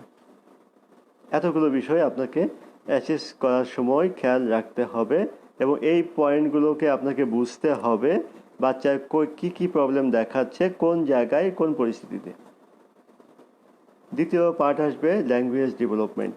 বাচ্চার ল্যাঙ্গুয়েজ ডেভেলপমেন্টটা কোন জায়গায় কেমন, বাচ্চা কোন জায়গায় কোন ল্যাঙ্গুয়েজটা ডেভেলপমেন্টটা আছে এখন, সেটা দেখতে হবে, এজ অ্যাপ্রোপ্রিয়েট কি না। আমাদের occupational therapist, clinical occupational therapist একটি প্রশ্ন করেছেন, অ্যাসেসমেন্ট ইজ কমেন্টস লিখেছেন, assessment is very important cause after the corona situation the child need to more and more therapy to achieve their previous condition. Very good comments. গার্জিয়ানরাও অবশ্যই বুঝতে পারতেছেন যে বাচ্চাদের কি ক্ষতি হচ্ছে। বাচ্চাদেরকে কন্ট্রোলে রাখার জন্য কিন্তু therapy not a permanent solution. Therapy হলো control your child. So control your child করতে গেলে আপনাকে কন্টিনিউ থেরাপি ধরে রাখতে হবে। এখন যে কন্ট্রোলটা হচ্ছে না, এই কন্ট্রোল না হওয়ার কারণে কি হচ্ছে, হাইপারনেস বাড়ছে, হাইপোনেস বাড়ছে, বাচ্চা অ্যাবনর্মাল বিহেভ বেশি গ্রো করছে। এরপরে কি করতে হবে, এটাকে নর্মাল করার জন্য more and more therapy involvement প্রয়োজন হবে। এখানে প্রফেশনাল ইনভলভমেন্টটাও খুব বেশি লাগবে, পাশাপাশি গার্জিয়ানের ইনভলভমেন্টটাও খুব বেশি লাগবে। তখন আপনার অফিস খুলে দেবে, সময় দিতে পারবেন না, তখন ইনস্টিটিউশনাল সাপোর্টটা আপনাদের অনেক বড় হেল্প করবে। ইনস্টিটিউশনাল সাপোর্ট মানে স্কুল থেরাপি সেন্টার আপনাকে তখন বেশি সাহায্য করবে, তখন আপনার অফিসও খুলে যাবে। কাজেই এই অ্যাসেসমেন্টটা, আজকের অ্যাসেসমেন্টটা আপনি তখন কাজে লাগাতে পারবেন যখন করোনার টাইম শেষ হয়ে যাবে, প্রফেশনালের সাথে আপনি মিট করতে পারবেন। পাশাপাশি এখন এই অ্যাসেসমেন্টটা করলে আপনি কিন্তু আপনার যে নলেজটা আছে, আপনি তো এক এক গার্জিয়ান এক একটা টাইম ধরে আমাদের স্কুলের সাথে ইনভলভ, কেউ অনেকে আছে 10 বছরের বাচ্চাও আছে আমাদের, আবার আমাদের 1 বছর 2 বছর 5 বছর মাল্টি টাইমে বাচ্চা আমাদের এখানে আছে। সো আপনি তো নলেজ আছে অনেকটা ইন সার্ভিসে বসেছেন, অনেকটা মিটিংয়ে বসেছেন, অনেকটা শেয়ারিং করেছেন, আপনার ডায়েরি আছে, অনেক প্ল্যান আছে আপনার কাছে, থেরাপি লিস্ট আছে। সো আপনার এই অ্যাসেসমেন্ট কিন্তু আপনাকে নিজেই কিছুটা পদক্ষেপ নিতে আপনাকে হেল্প করবে। তাহলে চিন্তা করুন কতটা হেল্পফুল এই অ্যাসেসমেন্টটা। আপনি অ্যাসেসমেন্ট না করলে কিন্তু চোখ বন্ধ করে শুধু কাজ করবেন, এটা কিন্তু ইফেক্টিভ হবে না। সো অ্যাসেসমেন্ট করুন নিজে, ইনফর্মালি অ্যাসেসমেন্ট হলেও আপনি প্রবলেমটাকে ধরতে পারবেন। ধন্যবাদ আমাদের ফারহানা নাসরিন মৌলি, আপনি যে কমেন্টসটি করেছেন খুবই ইফেক্টিভ।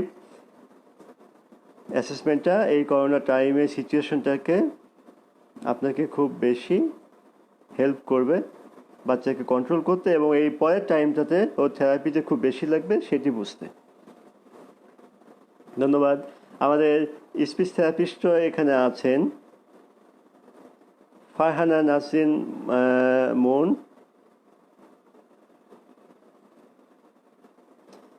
আপনি কিছু কথা শেয়ার করতে পারেন, আমি হয়তো আপনার পক্ষ থেকে বলে দিতে পারি স্পিচ থেরাপির ওপর।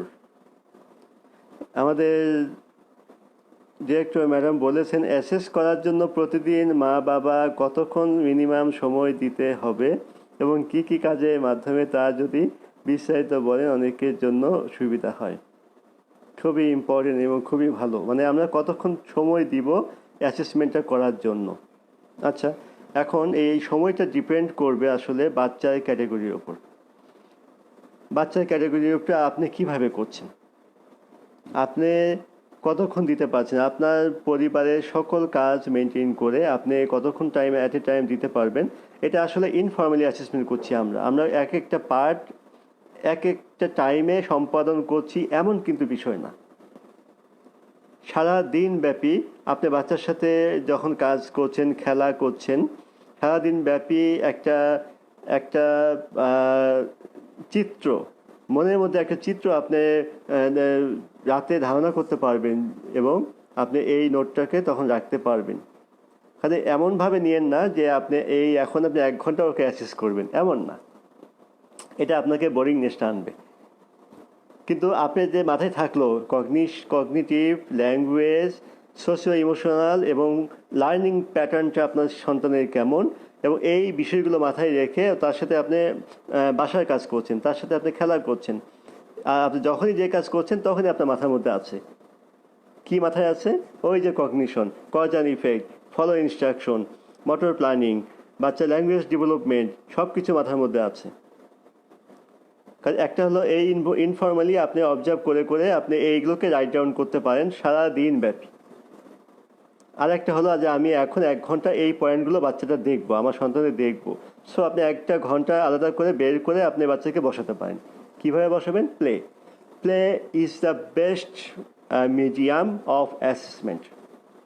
প্লে আপনাকে সবচেয়ে ভালো একটা মাধ্যম হবে এই বিষয়গুলোকে আপনার মাথায় নিয়ে আসা। বাচ্চা কোন লেভেলে আছে, কোন প্লে, বাচ্চা যে খেলায় আন্তরিকভাবে অ্যাটেনশন দিয়ে অংশগ্রহণ করবে।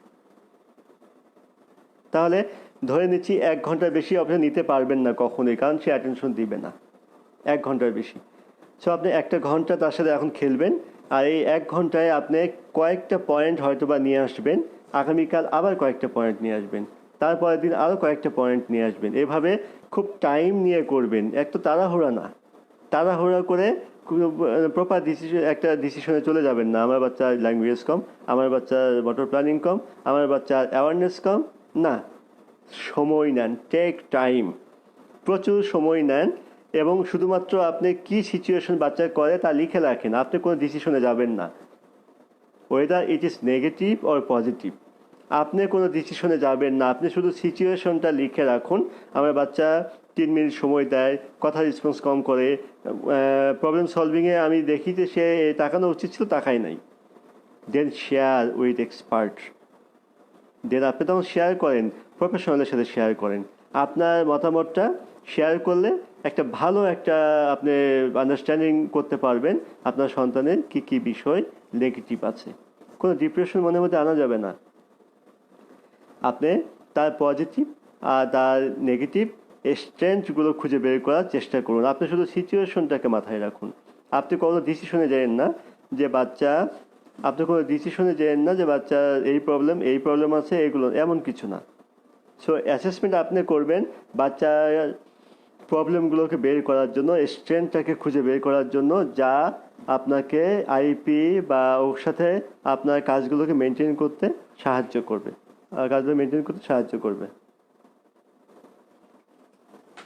ঠিক আছে, এটা খুব গুরুত্বপূর্ণ প্রশ্ন ছিল। আর বলা হয়েছে 1 থেকে 5 বছরের বিষয়। আমি বলছি যে আর্লি এজ, আর্লি এজটা খুব দরকার। কারণ কি বলেন তো, আর্লি এজ কেন আমরা এত গুরুত্বপূর্ণ হিসেবে ধরি আর্লি এজ? কারণ আমরা জানি সেন্সরি ইন্টিগ্রেশন আমাদেরকে চলতেই শেখায়। সেন্সরি ইন্টিগ্রেশন আমরা যে কথা বলছি, আমার কথাগুলো শুনে আপনারা এখানে লিখছেন, আপনি প্রশ্ন করছেন, আপনি বাচ্চাকে অ্যাসেস করবেন এই সেন্সরি ইন্টিগ্রেশনের মাধ্যমেই আপনি বাচ্চাকে অ্যাসেস করবেন। সো সেন্সরি ইন্টিগ্রেশন 80% কাভার হয়ে যায় 5 বছরের মধ্যে। 7 বছরের মধ্যে 100% সেন্সরি ইন্টিগ্রেশন হয়ে যায়। তার মানে কি, বাচ্চার প্রথম এবং প্রধান যে ব্রেন বিকাশ, হ্যাঁ, ব্রেন বিকাশ হলো সেন্সরি ইন্টিগ্রেশন। এই সেন্সগুলোকে যে জমা করে, সেগুলোকে ইউটিলাইজ করে, ব্যবহার করে, এই যে প্রক্রিয়াটা সম্পূর্ণ হয়, এটা কিন্তু 5 বছরের মধ্যে হয়ে যাচ্ছে। না হলে কি হবে, বাচ্চা কিন্তু স্লো হবে, স্লো লার্নার হবে, ধীরে শিখবে, শিখতে পারবে না, অনেক কষ্ট করতে হবে। সো এই টাইমটা যে বাচ্চা, একটা নর্মাল বাচ্চা পৃথিবীতে এসেছে, সে 5 বছরে ওর নার্চারিংটা ভালো হয় নাই, ওর প্রপার সেন্সরি ইন্টিগ্রেশন হবে না, তখন তার ডেভেলপমেন্টে অনেক হ্যাম্পার হবে। কাজেই এই 5 বছর টাইমটা খুবই গুরুত্বপূর্ণ। Early age, ECD, early childhood development খুবই গুরুত্বপূর্ণ। আমাদের দেশে তো এখনও এটা খুব বেশি বেশি আলোচিত এখনো হয়নি, যতটা না হয়েছে অটিজম। এই ইসিডি, এটা বেশি আলোচিত হওয়া প্রয়োজন। এই ইসিডি আপনার একজন সন্তানকে প্রকৃত সন্তান হিসেবে, প্রকৃত রিসোর্স হিসেবে তৈরি করতে সাহায্য করবে। আমরা যখন 10 তলা বিল্ডিং করতে চাই, সেই 10 তলার মতোই আপনাকে ভিত্তি দিতে হবে। সিমেন্টের পরিমাণ, নিচের গর্তের পরিমাণ, নিচের রডের পরিমাণ ঠিক সেই রকম দিতে হবে। আপনি যখন 5 তলা ফাউন্ডেশন দিবেন কোনো বাড়ির, ঠিক 5 তলার মতো উপযোগী পরিমাণ দিলেই চলবে। ইসিডি হলো সেই ভিত্তি যেটা আপনার সন্তানকে সেই টপ লেভেলে পৌঁছাবে। আপনার বাচ্চা কি 10 তলা পর্যন্ত হবে না 5 তলা পর্যন্ত হবে?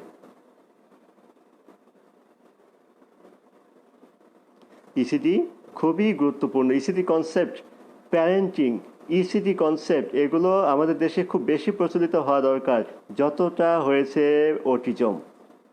এত জানি আমরা এখন অটিজম নামটা। ইসিডি যদি আমি প্রশ্ন করি, মাস্টার্স পাশ করা 100 জন, এটা আমার ধারণা আর কি, যদি 100 জন মাস্টার্স পাশ করা টিচারকে অথবা মাস্টার্স পাস ব্যক্তিকে যদি আমরা বলি, বলেন তো ইসিডি কি, অনেকে আকাশ থেকে বলবেন ইসিডি কি? আর্লি চাইল্ডহুড ডেভেলপমেন্ট, প্রাত শিশু বিকাশ, এটা যে একটা কনসেপ্ট, এটা যে একটা ধারণা, এটা যে থিওরিটিক্যাল বেসড, এই বিষয়টা কিন্তু আমরা খুব বেশি জানি না। সো এটা জানতে হবে। এটা জানলে আপনার অটিজমের মাত্রাও কমে যাবে অনেক। অটিজম তো অনেকভাবে হার্ম হয়, আমরা তো জানি আননোন কজ।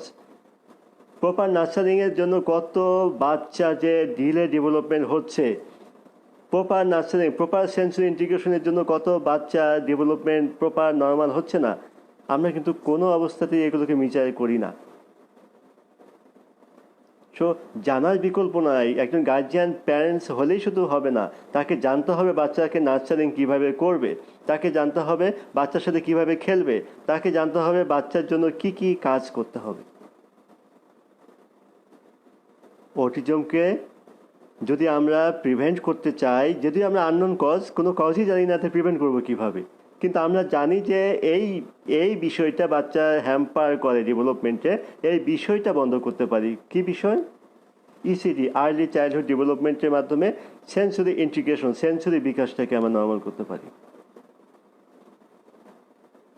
সো এটা আমাদেরকে বুঝতে হবে। হ্যাঁ, সেন্সরি বিকাশটা নর্মাল করতে পারলে আমরা এই অটিজমের হারটা, যদি আমরা জানি কারণ নাই, কিন্তু আমরা তো জানি এটা বাচ্চাকে স্লো লার্নার করতেছে, বাচ্চা শিখতে সমস্যা করতেছে। কাজে ইসিডি খুব গুরুত্বপূর্ণ বিষয়। আপনার ইসিডিতে ইনভলভ হতে হবে। সো 5 বছর, আমার কনসেপ্টটা হলো 5 বছর। কোন 5 বছর? প্রেগনেন্ট থেকে 5 বছর, জন্ম থেকে না, প্রেগনেন্সি থেকে 5 বছর। প্রেগনেন্সি টাইমে ব্রেনটা ফর্মেশন হবে, আর এই ব্রেনটা ফর্মেশন নিয়ে যখন বাচ্চা বেরিয়ে আসবে, তখন তার নার্সারিং, তখন তার খাবারটা হবে স্টিমুলেশন। আপনি কতটুকু খাবার দিচ্ছেন ব্রেনে, এই ব্রেন জমা হচ্ছে, সেন্স জমা হচ্ছে, জমা হওয়ার পর সেগুলোকে ম্যাচিউর করছে, ম্যাচিউর করে সেগুলোকে ইউটিলাইজ করছে। This is a process. এই প্রসেসটা একটা অটিস্টিক বাচ্চার ব্রেনে হয় না। হয় না মানে ভিন্নভাবে হয়, ভিন্নভাবে হয়, অ্যাবনর্মালি হয়, যার কারণে তাদের ফাংশনটা হয় অ্যাবনর্মালি। তাহলে কি আমি কোথা থেকে কোথায় গেলাম? 5 বছর। আমার প্রশ্নটা ছিল যে 5 বছর পর্যন্ত গুরুত্ব দিতে হবে। খুবই গুরুত্বপূর্ণ একটা কথা, যে 5 বছর কেন গুরুত্ব দিব আমরা? এই সময়টাতে বাচ্চা সেন্সরি বিকাশটা সম্পূর্ণ হয়ে যায়। 80% সেন্সরি বিকাশ 5 বছরের মধ্যে হয়ে যায়, 7 বছরের মধ্যে 100% সেন্সরি বিকাশটা হয়ে যায়। তারপর কি হয়? তারপর কম্পেনসেশনের মাধ্যমে অনেকটা কাজ হয়। আমরা বলি ব্রেনে নিউরাল প্লাস্টিসিটি থাকে, ব্রেনকে যে কোনো সময় যে কোনো শেপে নিয়ে আসা যায়, তার লার্নিংটা সেরকম করা যায়। আমরা দেখি যে স্ট্রোক করলে কি হয়, ব্রেনের একটা পার্ট নষ্ট হয়, সেই পার্টের ফাংশনগুলো আমরা অন্য পার্টগুলো দিয়ে কিন্তু অনেক সময় কাভার করি। আমরা দেখি bilateral, right hemiplegic, left hemiplegic. CP বাচ্চার ক্ষেত্রে ঠিক এরকম ঘটে। সিপি বাচ্চার ক্ষেত্রে আপনার ব্রেনে একটা পার্ট ক্ষতিগ্রস্ত হয়, এবং সেই পার্টগুলো কিন্তু আমরা অ্যাক্টিভিটির মাধ্যমে কম্পেনসেট করার চেষ্টা করি অন্য পার্টগুলো দ্বারা। সো সেন্সরি ইন্টিগ্রেশনটা যখন 7 বছরের মধ্যেই হয়ে যাচ্ছে, তখন এর কোনো বিকল্প নাই, আপনাকে অ্যাটেনশন দিতে হবে। কাজে আজকেই অ্যাসেসমেন্ট করা শুরু করুন। অ্যাসেসমেন্ট যদি না করেন, আপনি বাচ্চার প্রবলেম ধরতে পারবেন না। বাচ্চার প্রবলেম না ধরতে পারলে আপনি বাচ্চাকে প্রপার নার্সারিং করতে পারবেন না, প্রপার নার্সারিং দিতে পারবেন না।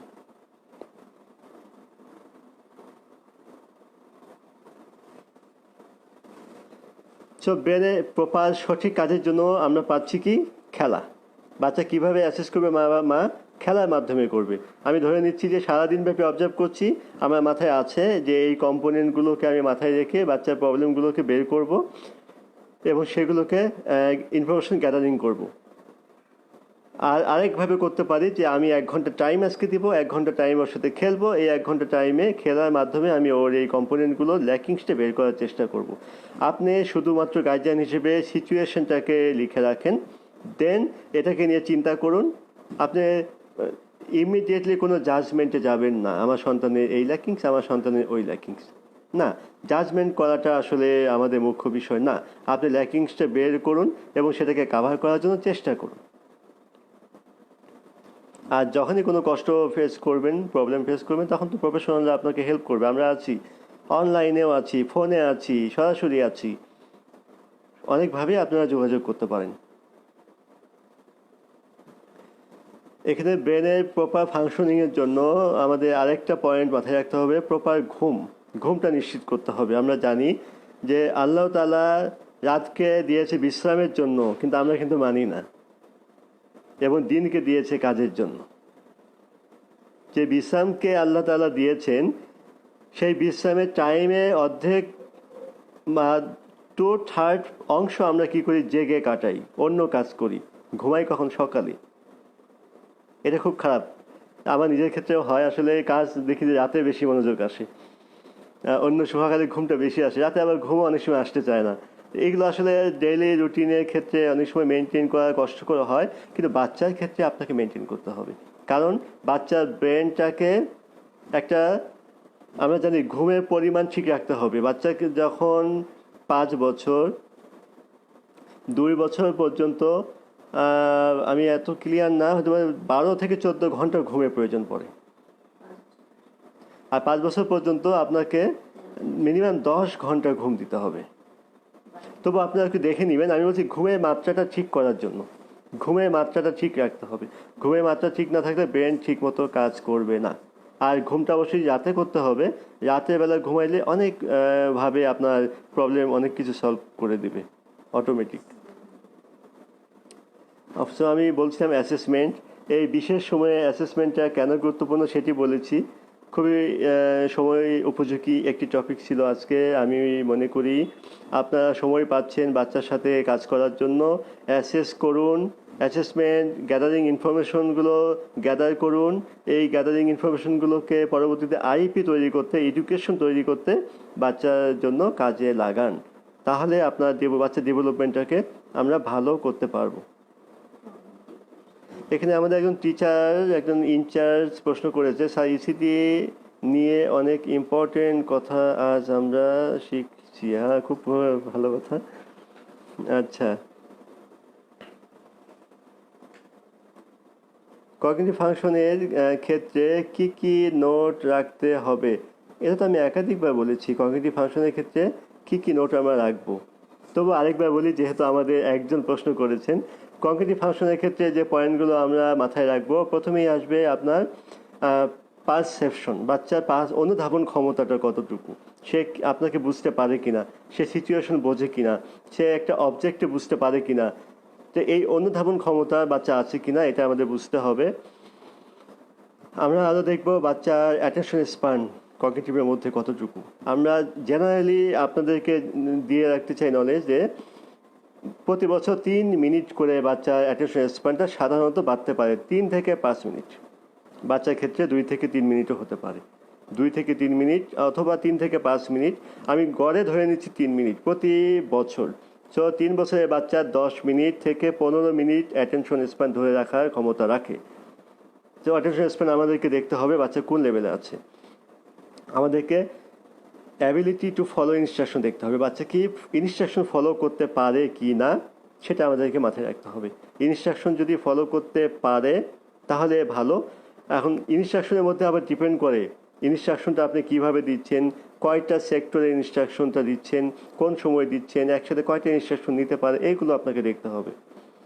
কজ অ্যান্ড ইফেক্ট, বাচ্চার কোনো কজ অ্যান্ড ইফেক্টে কী রেসপন্স করে এটা আপনাকে দেখতে হবে। যে বাচ্চার মাথায় একটা রুমাল দিয়ে দেন, বাচ্চা কি কোনো রেসপন্স করে, বাচ্চাকে হাসে, কি রেসপন্স করে, এই কজ অ্যান্ড ইফেক্টটা আপনাকে বুঝতে হবে।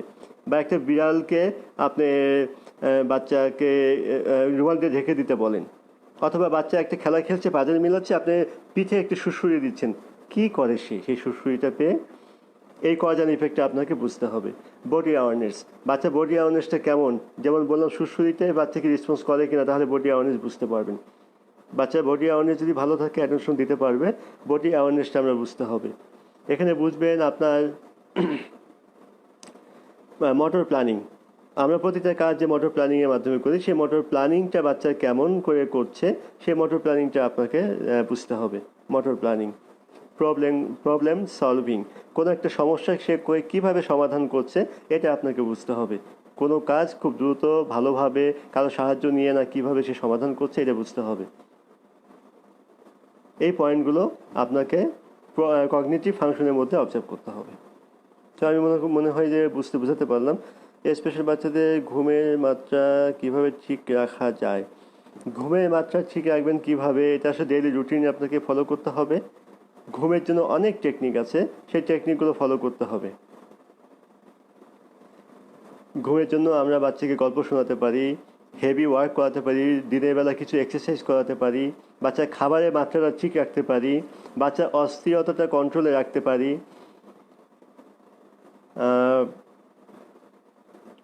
এবং অভ্যাস, আপনি ঘুমাক কি না ঘুমাক, প্রতিদিন আপনি রুটিন ফলো করেন, 9টার সময় তাকে বিছানায় যেতে হবে। এই পয়েন্টগুলো আপনি মাথায় রাখলে আশা করি বাচ্চার ঘুমের অভ্যাস চলে আসবে।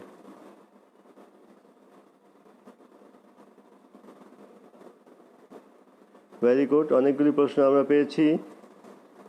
আমরা আশা করি আজকের এই সেশনটা আমরা অনেক ভালোভাবে গার্জিয়ানদের মধ্যে পৌঁছাতে পেরেছি যেটুকু বলেছি। আর এরপরেও কোনো প্রশ্ন যদি আসে, আপনারা সরাসরি আমাকে ফোন করে জানতে পারবেন, অথবা আমাদের পেজে এই ভিডিওর নিচে প্রশ্নটি আপনি রাখতে পারবেন, আমরা চেষ্টা করব প্রশ্নটি জানানোর জন্য।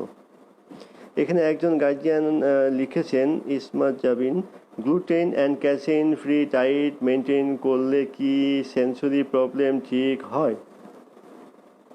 গ্লুটেন অ্যান্ড ক্যাসেইন মেনটেন করলে কি সেন্সরি প্রবলেম ঠিক হয়? না, গ্লুটেন ক্যাসেইন মেনটেন করলে সেন্সরি প্রবলেমটা ঠিক হবে না। তাহলে এখন আসি আমরা কোনটাকে সেন্সরি প্রবলেম বলতেছি সেই জিনিসটাতে আসি। সেন্সরি প্রবলেম আসলে অ্যাবনর্মাল বিহেভ যখন আমরা করি, এটাকে আমরা ম্যাক্সিমাম গার্জিয়ান সেন্সরি প্রবলেম হিসেবে কাউন্ট করি। অ্যাবনর্মাল বিহেভ কিন্তু সেন্সরি প্রবলেম না, কিন্তু কিছু কিছু সেন্সরি প্রবলেম থেকে অ্যাবনর্মাল বিহেভ কিছু আসতে পারে। কিন্তু ম্যাক্সিমাম অ্যাবনর্মাল আচরণ কিন্তু সেন্সরি প্রবলেম না। আমরা অ্যাবনর্মাল বিহেভ কেন করি আমরা জানি। যখন কোনো কিছু আমরা চাই বা আমাদের কাঙ্ক্ষিত কোনো বস্তু আমরা চাই বা আমরা চাই কোনো কেউ আমাদের দিকে অ্যাটেনশন দিক, অথবা কোনো উদ্দেশ্য প্রণোদনা সম্পন্ন করার জন্য আমরা কোনো একটা বিহেভ করি। আর সেন্সরিটা কি? সেন্সরিটা একটা ইন্টারনাল বিষয়। সেন্সরিটা কিন্তু আমরা বুঝে করি না। সেন্সরি একটা ইন্টারনাল বিষয়। কীরকম বিষয় আমি বলি, হাইপার সেন্সিটিভিটি যাদের বেশি আছে ওরা কিন্তু টাচ করতে দিবে না আপনাকে। যাদের স্পেসিফিক টেক্সচারে সমস্যা আছে তারা কিন্তু ওই স্পেসিফিক টেক্সচারটা, খসখসে জামা বা কোনো স্পেসিফিক জামা গায়ে নিতে চায় না। এটা কিন্তু সেন্সরি প্রবলেম। এটা কিন্তু ক্যালসিয়াম গ্লুটেন দিয়ে সলভ হবে না। কি করতে হবে আপনাকে? সেন্সরি স্টিমুলেশন দিতে হবে। সেন্সরি ডায়েট, সেন্সরি স্টিমুলেশন দিলে আপনার এই প্রবলেমটা সলভ হবে। সেন্সরি অ্যাবনর্মাল বিহেভ কিছুটা কন্ট্রোল হবে, হাইপার অ্যাক্টিভিটি কিছুটা কন্ট্রোল হবে এই ক্যালসিয়াম গ্লুটেন দিয়ে। ক্যালসিয়াম গ্লুটেনটার জন্য আপনার বিহেভ কন্ট্রোল হবে অনেকটা, আর হাইপার বিহেভ বা হাইপার অ্যাক্টিভনেসটা কন্ট্রোল হবে, অথবা হাইপার রেসপন্সিভটা কিছুটা কন্ট্রোল হবে, কিন্তু সেন্সরি প্রবলেম কন্ট্রোল হবে না। সেন্সরি প্রবলেম কন্ট্রোল করার জন্য আপনাকে সেন্সরি ইন্টিগ্রেশন যে treatment, sensory integration treatment technique apply করতে হবে। আশা করি এই কথাটা বুঝতে পারছেন। এরপরেও যদি এই রিলেটেড প্রশ্ন থাকে আপনি আরেকবার লিখুন। খুবই ভালো। আসলে প্রশ্ন পেলে আপনারা জানতে পারতেন। আমি অনেক প্রশ্ন চাচ্ছিলাম যে আপনারা আরও কিছু প্রশ্ন করুন।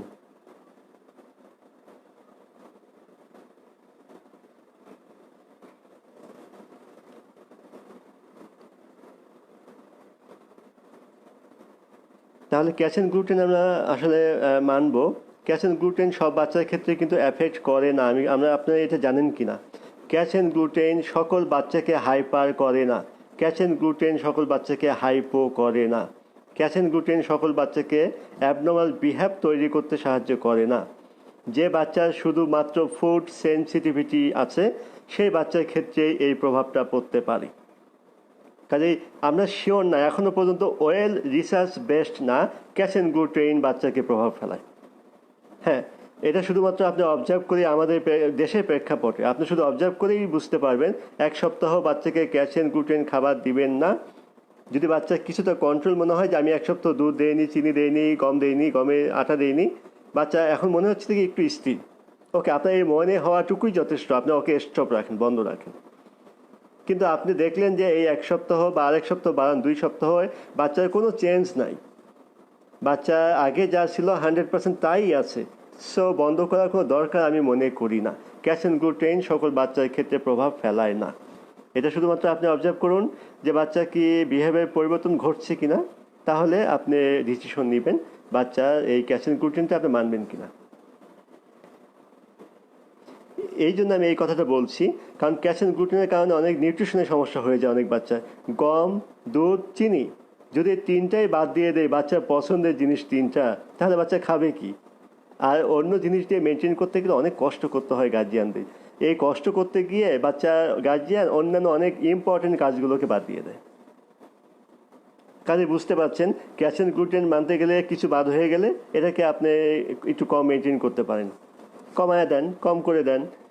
আর আপনি আগে বোঝেন যে এটা কি বাচ্চাকে এফেক্ট করছে কি না।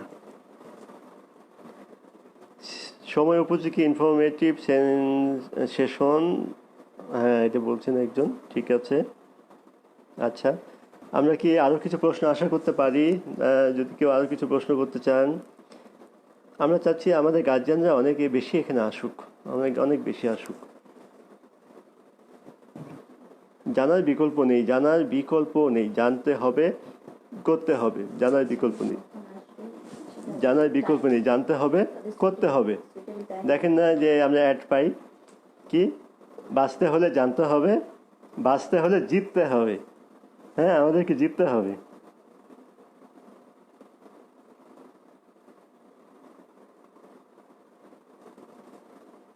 বাঁচতে হলে আমাদেরকে জিততে হবে, সব বিষয়ে জিততে হবে। আর জিততে হলে আপনাকে অ্যাসেসমেন্ট করতে হবে।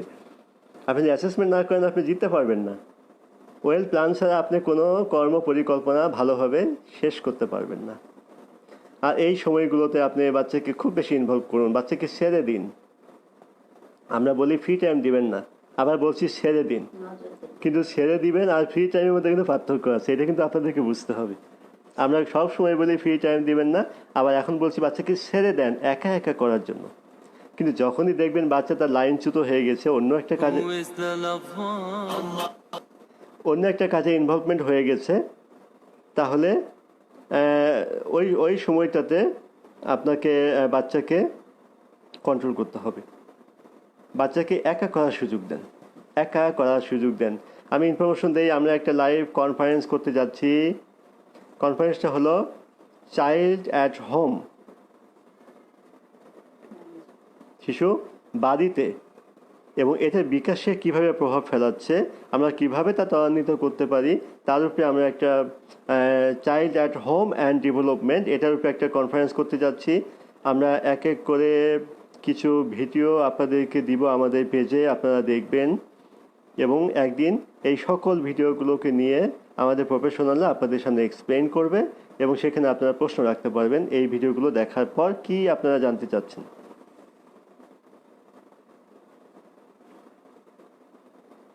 হ্যাঁ, আমার গার্জিয়ানরা বলেছেন সেন্সরি প্রবলেম কি সারা জীবন থাকবে? সেন্সরি প্রবলেম সারা জীবনই থাকে, কিন্তু এটাকে আমরা ম্যানেজ করে ফেলতে পারি। যেমন আমি একটু আগে বললাম যে 5 বছরে 80% সেন্সরি ইন্টিগ্রেশন হয়ে যায়, 7 বছরের মধ্যে 100% বা 99% সেন্সরি ইন্টিগ্রেশন হয়ে যায়। সেন্সরি ইন্টিগ্রেশন যদি হয়েই যায় এবং এর মধ্যে প্রবলেম যদি থেকে যায়, তাহলে পরে কী করছি আমরা? এটাকে ওভারকাম করছি। কিভাবে ওভারকাম করছি? আমরা অ্যাডাপটিভ রেসপন্সের মাধ্যমে বা অন্য উপায়ে কম্পেনসেটরি টেকনিকের মাধ্যমে এটাকে ওভারকাম করছি। পরবর্তীতে সেন্সটা কি? সেন্সটাকে একটা আন্ডারস্ট্যান্ডিং। সেন্স কিন্তু ধারণা। সেন্স দেখবেন মানুষের সহনীয় পর্যায়ে চলে আসে অনেক সময়। আগুনে হাত দেয়া, আমরা কতটুকু আগুনে গরম সহ্য করতে পারবো, আর যে রান্না করে সে কতটুকু আগুনে গরম সহ্য করতে পারবে। টলারেন্সি, অ্যাবিলিটিগুলো আমরা বাড়াতে পারি। আমরা যখন প্রবলেমগুলো থাকে, এই প্রবলেমগুলোকে আস্তে আস্তে আমরা অ্যাডজাস্ট করে নিতে পারি। এই জন্য আমরা বলি কি 18 বছর 22 বছর, 18 বছর 22 বছরে অনেকে এই সেন্সেশনগুলোকে ওভারকাম করতে পারবে, অনেকে পারবে না। দেখবেন যে 40 বছরের বাচ্চা এখনও, আমাদের অটিস্টিক বাচ্চারা এই সেন্সরি প্রবলেমগুলোকে ওভারকাম করতে পারে নাই। এটা ডিপেন্ড করবে চাইল্ডের কন্ডিশনের ওপর। চাইল্ডের কন্ডিশনের উপর ডিপেন্ড করবে বাচ্চার সেন্সেশন কি সারা জীবন থাকবে না থাকবে না। এটা সারা জীবনই থাকবে, আবার সারা জীবন থাকবে না, এটা বাচ্চার উপরে ডিপেন্ড করবে। আশা করি এই কথাটা বুঝাতে পারছি। ডাউন সিনড্রোম বাচ্চাদের এখন কি ধরনের কাজ দেয়া যায়? ডাউন সিনড্রোম বাচ্চাদেরকে কি ধরনের কাজ দেয়া যায়? আসলে কাজ কোনো স্পেসিফিক কন্ডিশনের উপরে ডিপেন্ড করে না। আবার বলছি, কাজ, থেরাপি কোনো স্পেসিফিক কন্ডিশনের উপরে ডিপেন্ড করে না। অটিজমের উপরে আলাদা থেরাপি, ডাউনের উপরে আলাদা থেরাপি, সেন্সরির উপরে আলাদা থেরাপি, অথবা সেরিব্রাল পলসির উপরে আলাদা থেরাপি। এই কন্ডিশন বা এই নামের উপরে কোনো থেরাপি নাই। থেরাপি দেই আমরা প্রবলেমের ওপর। একজন ডাউনের যে প্রবলেম, একজন সিপির যে প্রবলেম, একজন অটিজমের যে প্রবলেম, সেই প্রবলেমের উপরে বেসিস করে আমরা থেরাপি প্ল্যান করে থাকি। কাজেই ডাউনের জন্য আলাদা ধরনের কী কাজ আমরা দেবো এমন না। আপনি সকল ম্যানেজমেন্টগুলো জানেন, যেটা আপনার সন্তানের জন্য উপযোগী হবে সেটাই আপনাকে অ্যাপ্লাই করতে হবে। তবে ডাউন বেবিরা অনেক অ্যাক্টিভ থাকে, এদেরকে অনেক কাজে ইনভলভ করা যায়। এরা কমেন্ট ফলো করে, এরা কাজ করতে চেষ্টা করে, সাথে থাকতে চেষ্টা করে, এদের সাথে কাজ করে মজা আছে। এদেরকে অনেক কিছুতে ইনভলভ করা যায়। আপনি এদেরকে গঠনমূলক কাজে ইনভলভ করুন, এই ডাউন বেবিদের ডেভেলপমেন্ট অনেক ভালো হয়। এই কম্পেয়ারিং অটিজম বা আদার্স কন্ডিশন হচ্ছে ডাউন বেবিরা একটু ভালো। এরা যদিও এদের জ্বর সর্দি কাশি মানে সিকনেসটা এদের লেগে থাকে, এদের কন্ট্রোলে রাখতে হবে। পাশাপাশি এদের বিকাশকে আপনি ভালো ত্বরান্বিত করতে পারবেন সমাজে চলার মতো করে। সো এই ডাউন বেবিদেরকে কী কাজে ইনভলভ করবেন আমি শুধুমাত্র এই উদ্দেশ্যে কিছু বলতে চাচ্ছি না, আমি বলতে চাচ্ছি আপনি অ্যাসিস্ট করুন আপনার সন্তানকে। আমি মনে হয় যে এই পুরো প্রোগ্রামটা দেখলে আপনি অ্যাসিস্টটা করতে পারবেন আজকে। এখন আপনি শুরু করে দেন যে বাচ্চার এই কম্পোনেন্টগুলোতে কোন কোন জায়গায় প্রবলেম, ঠিক সেই উপযোগী কাজে ইনভলভ করুন। আইপি করতে হবে, এখানে হুট করে আমি ডাউনের জন্য কোনো কাজ দিতে পারবো না। আইপি আপনার সন্তানের জন্য একটা আইপি নিশ্চয়ই আমরা দিয়েছি যদি আমাদের হয়ে থাকে, নতুবা আপনি নিজে একটা individual education plan, individual activity plan আপনি তৈরি করবেন, সেখানে থাকবে এবং বাচ্চা উপযোগী থাকবে, ডাউন হিসেবে না, বাচ্চা উপযোগী। আশা করি আমি কাজ দিতে পারছি না, কিন্তু আমি কিছুটা ধারণা দিলাম। এখন কোনো কাজ না করার কারণে স্বাস্থ্য বেড়ে যাচ্ছে, কি করব? অবশ্যই খাবার কন্ট্রোল করেন। প্রথম কাজ খাবার কন্ট্রোল, আর বাসায় হেভি ওয়ার্ক কাজগুলো করাবেন। আমরা বলে থাকি rolling, pushing, pulling, heavy load carry, যদি সম্ভব হয় সিঁড়ি দিয়ে ওঠানামা করান, একটু বাসায় সাইকেল থাকলে সাইক্লিং করান, ট্রেডমিলে সে রানিং দৌড়াক। এই কয়েকটা কাজ খুব কমন কাজ, আপনি এই কয়েকটা কাজে ইনভলভ করুন, একটু সে পরিশ্রম করুক।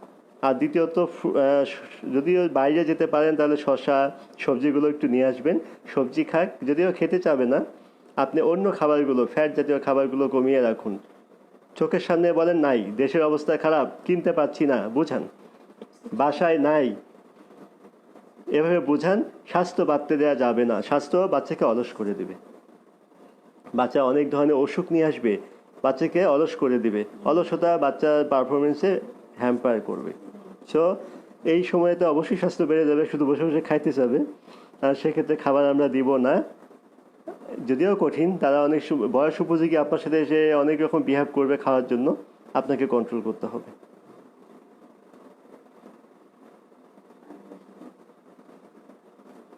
স্যার, শুনছি ভালো লাগছে, আবার কবে লাইভে আসবেন?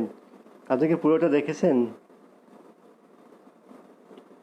আমরা আবার লাইভে আসবো, জানাই দিব। ফেসবুক পেজে আপনারা চোখ রাখুন, আর লাইভ পেজ একটা অপশন আছে, ওখানে আপনারা অন করে রাখিয়েন, যে কোনো লাইভ আসলে ওখানে আপনার ওখানে ই করবে, কোনো শব্দ বা কোনো একটা স্টিমুলেশন দিবে। ডাউন সিনড্রোম বাসায় বসা থাকাটা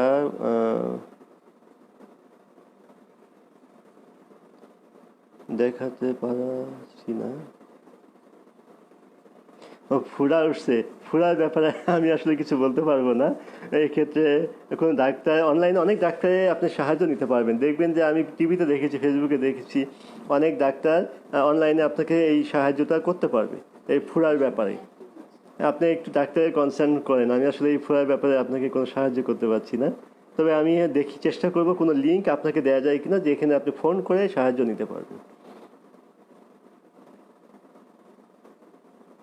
স্কুল বন্ধ আসলে খুবই কঠিন, খুবই কষ্টকর। স্কুল ইনশাল্লাহ আমরা অফিস খুলে গেলেই স্কুল খুলে দেব, আপনারা সাহস নিয়ে আসবেন। যেদিন থেকে অফিস খুলে দেবে সরকার, সেদিন থেকে স্কুল খোলা থাকবে। আমরা অন্যান্য স্কুলের মতো সরকারি স্কুল সিস্টেমকে ফলো করব না, অফিস সিস্টেম ফলো করব। আমরা আগের থেকেই বলেছি, অফিস যেদিন থেকে খোলা, আমাদের স্কুল সেদিন থেকে খোলা। আমরা চিকিৎসা ভিত্তিক স্কুল, আমরা শুধু স্কুল না, এটা চিকিৎসা। সো আমরা স্কুল খোলা রাখতে পারি, এটা আপনারা স্কুল খোলা মাত্রই স্কুলে চলে আসবেন। বন্ধের পর খুব বেশি থেরাপি লাগবে, অনেক বেশি অ্যাটেনশন দিতে হবে। এখন সময় পাচ্ছেন কিন্তু অ্যাটেনশন দেওয়ার স্কোপ পাচ্ছেন না। আর যখন খুলবে তখন আমরা থাকবো, আপনি তখন অফিসে থাকবেন। সো এই একটা প্রবলেম হবে তখন।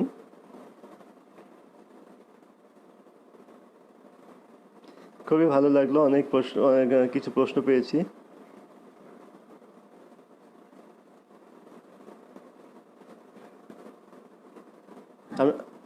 আমরা কি আর কোনো কথা শেয়ার করতে পারি? আমার আশা করি এই ভিডিওটি আপনাদের কাজে লাগবে। আপনারা আবার শুনবেন, এখান থেকে কিছু প্রয়োজনীয় বিষয় আপনার জন্য বের করে সেগুলোকে কাজে লাগানোর চেষ্টা করবেন। আমরা ভুল না ধরে আমাদের প্রয়োজনীয় ইনফরমেশনগুলো আমরা এখান থেকে রিসিভ করব। আর কোনো কিছু আমাদেরকে জানাইতে চাইলে আমাদের লিঙ্কে মেসেজে গিয়ে জানাইতে পারবেন। আশা করি সবার পজিটিভ কমেন্টস আমরা আশা করি, নেগেটিভগুলো অবশ্যই আপনারা আমাদেরকে অন্য ভিন্নভাবে জানাবেন, যেন আমাদের ডেভেলপমেন্ট আমরা করতে পারি।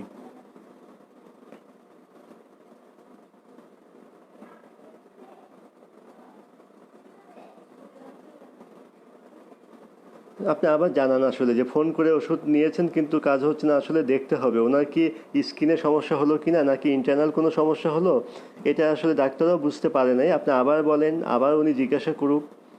হ্যাঁ, তাহলে বুঝবেন যে আপনি একটা ভালো সাজেশন পেতে পারেন।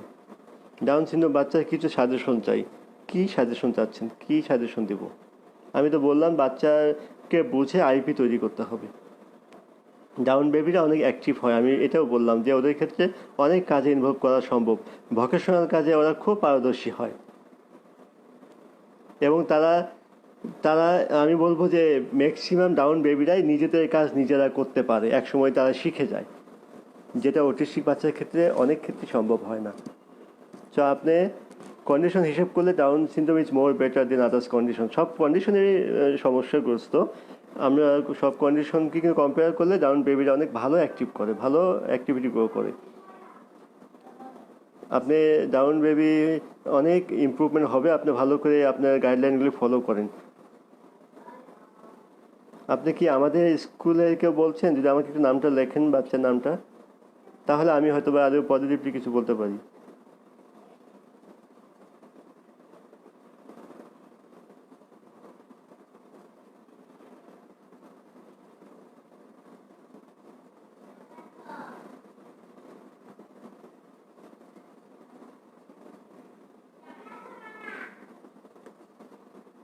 ঠিক আছে, আমরা অনলাইনে ক্লাসের ব্যবস্থা করেছি, আপনারা হাইপার যদি হয়ে যায় তাহলে আইপি ঠিক হয় নাই, আপনার থেরাপি প্ল্যানটা ঠিক হয়নি। থেরাপি দিলে বাচ্চা হাইপার হবে না, আবার বলছি, থেরাপি দিলে বাচ্চা হাইপার হবে না। যদি হাইপার হয় থেরাপি প্ল্যান ঠিক হয়নি, যদি হাইপার হয় বাচ্চার থেরাপি প্ল্যান ঠিক হয়নি।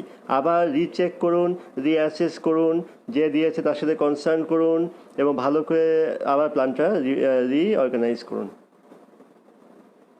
বাচ্চা থেরাপিতে কাম হবে, অবশ্যই শান্ত হবে, একদম ডেফিনেটলি শান্ত হবে যদি থেরাপিগুলো ঠিকভাবে অ্যাপ্লাই করেন। আমি কি কথা বুঝাতে পারলাম?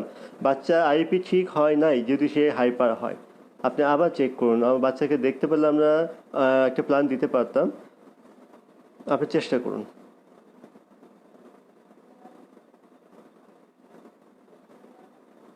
আমার ছেলে একা একা কথা বলে, কি করব? একা একা কথা বলা একটা সমস্যা, ইকোল্যালিয়া, প্যারট লাইক টকিং অনেক বাচ্চা করে, আবার একা একা অনেক বাচ্চা কথা বলে। এখন কথা বলা প্রবলেমটা আমরা অনেক বাচ্চার মধ্যেই পাই, এটা অটিস্টিক বাচ্চার মধ্যেই আমরা সাধারণত বেশি পেয়ে থাকি, যারা হাই ফাংশনিং অটিস্টিক চাইল্ড। এবং এই একা একা কথা বললে সর্বপ্রথম যে কাজটা, স্টপ ফ্রি টাইম, কোনো ফ্রি টাইমে রাখা যাবে না। খুব কঠিন কাজটা করা, কিন্তু কাজটা করতে হবে, এর বিকল্প কিছু নাই। দ্বিতীয় কথা হলো, যদি কোনো কাজের সময়ও সে কথা বলতে থাকে আপনি এটাকে ইগনোর করেন, এটাকে প্রবলেম হিসেবে নিয়েন না। সে কথাও বলছে, কাজও করছে, মানে তার কথা আপনার কাজে কোনো হ্যাম্পার করছে না, সেক্ষেত্রে আপনি এটাকে প্রবলেমেটিক বিহেভ হিসেবে নেবেন না। তার প্রথম সাজেশন হলো, আপনি ওকে একা ছাড়বেন না, একা কখনো থাকতে দিবেন না, একা থাকাটা কথা বাড়াবে। দ্বিতীয়ত হলো, যদি পারপাসফুল কাজের মধ্যে থেকেও সে কথা বলে আপনি ইগনোর করেন, কথা সে বলুক, আপনি আপনার কাজ করেন। আর তৃতীয়ত আরেকটা টেকনিক আমরা ফলো করতে পারি, কি কথা বলে আমরা বুঝি, কোন সিচুয়েশনে কি কথা বলছে, সেই সিচুয়েশনটা বুঝে আমরা চাইলে কথাটাকে পজিটিভ আকারে উদ্দেশ্য প্রণোদিত কোনো কথায় রূপান্তরিত করতে পারি কিনা সেটা আপনি একটু খেয়াল করেন। তিনটা ওয়ে বললাম, একটা হলো ফ্রি টাইম দিবেন না, দুই হলো কাজের মধ্যেও যদি কথা বলে আপনি ইগনোর করেন, তৃতীয়ত হলো আপনি কোন সময় কী উদ্দেশ্যে সে কথাটা বলছে আপনি সেই উদ্দেশ্যটাকে ফলো করেন এবং করে সেটাকে উদ্দেশ্য প্রণোদিত কোনো কথার সাথে সামঞ্জস্য করা যায় কিনা সেটা চেষ্টা করেন।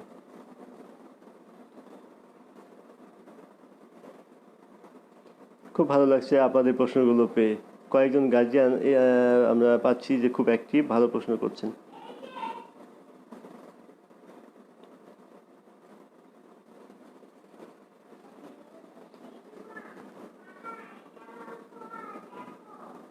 একা একা কথা বলা একটা পজিটিভ দিক হলো যে আপনার সন্তানের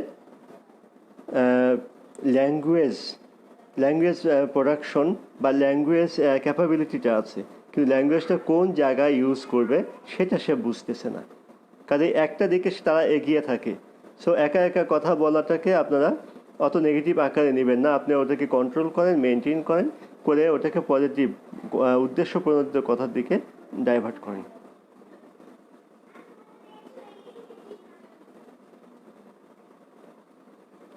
অস্থির বাচ্চা, হাইপার অ্যাক্টিভিটি বেশি, অ্যাবনর্মাল বিহেভ বেশি, এই সকল বাচ্চারা একা একা কথা বেশি বলে। হাইপার অ্যাক্টিভিটি, অস্থিরতা বেশি, হাইপার অ্যাক্টিভিটি এবং অ্যাবনর্মাল বিহেভ বেশি করে যে বাচ্চারা, হাই ফাংশনিং, তারা সেলফ টকিংটা বেশি করে। এক্ষেত্রে থেরাপি অ্যাপ্লাই করতে হবে। হাইপার যদি হয় সে আরেক দিকে যাবে, থেরাপি অ্যাপ্লাই করতে হবে, অবশ্যই তাকে শান্ত রাখতে হবে, শান্ত করতে হবে। থেরাপিটা খুবই কিন্তু গুরুত্বপূর্ণ। আসলে থেরাপিগুলি এখন আমরা এমনভাবে নিয়েছি, এখন টিচাররা একভাবে বাসায় গিয়ে করায়, এখন এক এক গার্জিয়ান আরেক গার্জিয়ানকে পরামর্শ দেই। থেরাপিটাকে এখন আমরা একদম খুব সহজ একটা পণ্য করে ফেলছি, কারণ কাজগুলি দেখতে এত সহজ, আমরা এটাকে সহজ করে ফেলছি। কিন্তু এই কাজটাকেই যে একটু এদিক সেদিক করলে অনেক কিছুই হয়ে যায়, সেটা কিন্তু আমরা বুঝে উঠতে পারি না। কাজে কোন বাচ্চাকে ডিপ প্রেশার দিব, কোন বাচ্চাকে লাইট টাচ দিব, কোন বাচ্চাকে আমরা ভাইব্রেশন দিব, কোন বাচ্চাকে আমরা র্যাপিং করব, এগুলো বোঝা খুব কঠিন, আমরা কিন্তু বুঝে উঠি না। আমরা কি কমন কিছু কাজ সবাইকেই করতে বলি, ভাইব্রেশন সবাইকেই দিই, দেখা যাবে হাইপার বাচ্চাকেও আমরা ভাইব্রেশন অ্যাপ্লাই করি। কাজেই কিছু বাচ্চাকে কিছু থেরাপি অ্যাভয়েড করতে হবে, কিছু বাচ্চাকে কিছু থেরাপি দিতে হবে। এই টেকনিকগুলো ফলো করে কাজ করলে রেজাল্ট পাওয়া যায়, খুব ভালো রেজাল্ট পাওয়া যায়। আমরা আলোকিত শিশু স্কুলে থেরাপির দিক থেকে বাচ্চাকে ওয়েল কন্ট্রোলে রাখতে পারি, এটা আমরা দাবি রাখি। গার্জিয়ানরাও অবশ্যই আমাদের সাথে একমত হবেন যে আমরা স্কুলে বাচ্চাদেরকে যখন আপনারা অবজার্ভ করেন খুব ভালো অবস্থায় পান। আমি বলবো 100%, 90% আপনারা স্বীকার করবেন। বাসায় গেলে অস্থির হয়, এটা খুব কমন প্রশ্ন, বাচ্চা বাসায় গেলে অস্থির হয়ে যায়। এটা তো এনভায়রনমেন্টাল বিষয়, এটা কিন্তু সেন্সরি বিষয় না, এটা হলো পার্সন বিষয়। মা, নানা, নানি, দাদা। আমি বলছি অ্যাবনর্মাল বিহেভ বাচ্চা কেন করে, কোনো কিছু এক্সপেক্ট করে বা কোনো একটা সিচুয়েশন ঘটানোর জন্য বাচ্চা অ্যাবনর্মাল বিহেভটা করে। সো এটা বাসা, এনভায়রনমেন্টাল ফ্যাক্টর, এটা person related factor. So control করতে হবে বাসায়, কন্ট্রোল করতে হবে পার্সনকে। এটা কোনোভাবে স্কুল আপনাকে এই যে ধারণাটা দিল, এই ধারণা দেয়া ছাড়া, টেকনিক বলে দেয়া ছাড়া স্কুল এটাকে থামাতে পারবে না, যদি না আপনি বাসায় ঠিক হন। আপনাকে বাসায় ঠিক হতেই হবে। স্কুল আপনাকে কিছু জিনিস দিবে, আর কিছু জিনিস আপনাকে করে নিতে হবে।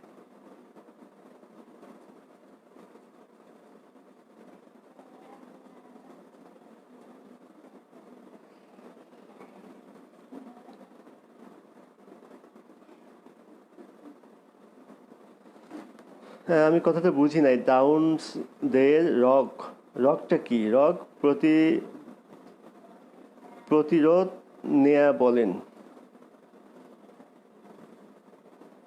আমাকে এই যে একটু খুলে বলেন বিষয়টা কি। প্রতিরোধ নেয়া বলেন।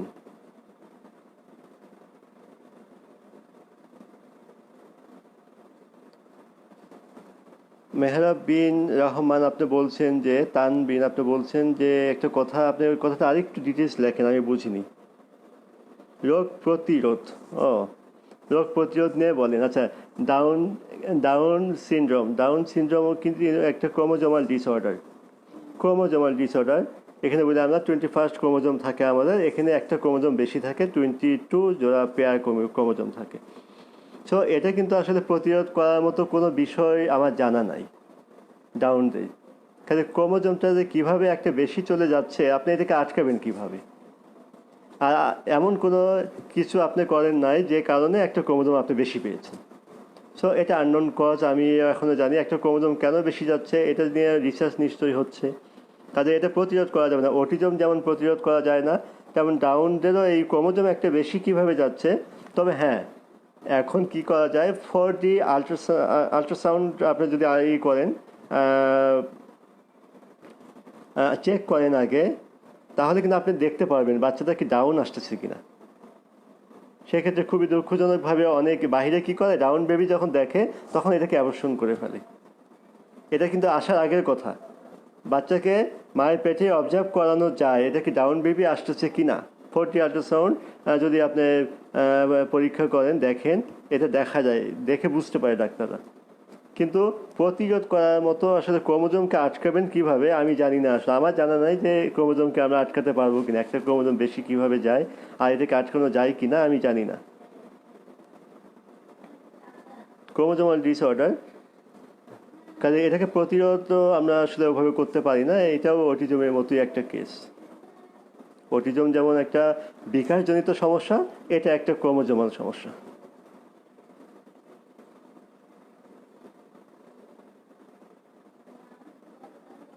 আপনি নিশ্চয়ই কথাটা বুঝতে পারছেন যে এটা আসলে প্রতিরোধ করার মতো কোনো বিষয় আমার এখনো পর্যন্ত জানা নেই। তবে আগের থেকে আপনি ধরতে পারবেন, ডাক্তাররা আল্ট্রাসোনোগ্রাম করে ধরতে পারে বাচ্চা ডাউন বেবি আসতেছে। এটা আগের থেকে ধরা, যেটা অটিজম ধরা যায় না। অটিজম বাচ্চা আসতেছে কিনা এটা ডাক্তার বলতে পারবে না, কিন্তু ডাউন বেবি আসতেছে, অ্যাম্পুটি বেবি আসতেছে, এগুলো বলতে পারবে। অ্যাম্পুটি মানে যার একটা হাত নাই, যার একটা পা নাই, যার একটা আঙ্গুল নাই, এগুলো ডাক্তাররা বলতে পারে। আরও বলতে পারে যে বাচ্চার মাইক্রোসেফালি, হাইড্রোসেফালি, এগুলো অনেকটা বলতে পারে, কিন্তু অত ক্লিয়ার না। বেশি ক্লিয়ার ডাউন বেবি আর হলো একটা অ্যাম্পুটি বেবি। অ্যাম্পুটি বেবি এগুলো ডাক্তাররা 4T আল্ট্রাসোনোগ্রাম করে বলতে পারে।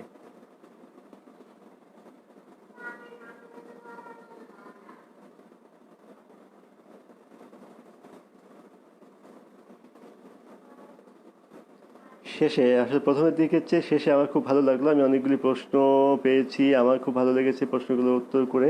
কতটুকু ক্লিয়ার হয়েছে আমি জানি না, তবে আমি চেষ্টা করেছি। আশা করি এই সময়ে আপনারা বাচ্চাকে অ্যাসেস করতে শুরু করবেন। যারা শেষে জয়েন করেছেন তারা আমার ভিডিওটি দেখিয়েন। অ্যাসেসমেন্টটা খুব গুরুত্বপূর্ণ বিষয়, আপনাকে এই সময়টা কাজে লাগাবে, আপনার সন্তানকে এগিয়ে নিতে সাহায্য করবে। সময় উপযোগী, আপনি এই সময়টাকে কাজে লাগাবেন কিভাবে? অ্যাসেসমেন্ট করে। বাচ্চাকে অ্যাসেস করে প্রবলেমগুলো বের করুন, আপনি প্রবলেমগুলোকে নিয়ে ভাবুন, তার জন্য গঠনমূলক আইপি, গঠনমূলক এডুকেশন প্ল্যান করুন। বাচ্চাকে আমি রেগুলার এবং নর্মাল, রেগুলার এবং স্পেশাল দুই বাচ্চার ক্ষেত্রেই বলছি, শুধুমাত্র স্পেশাল না, রেগুলার এবং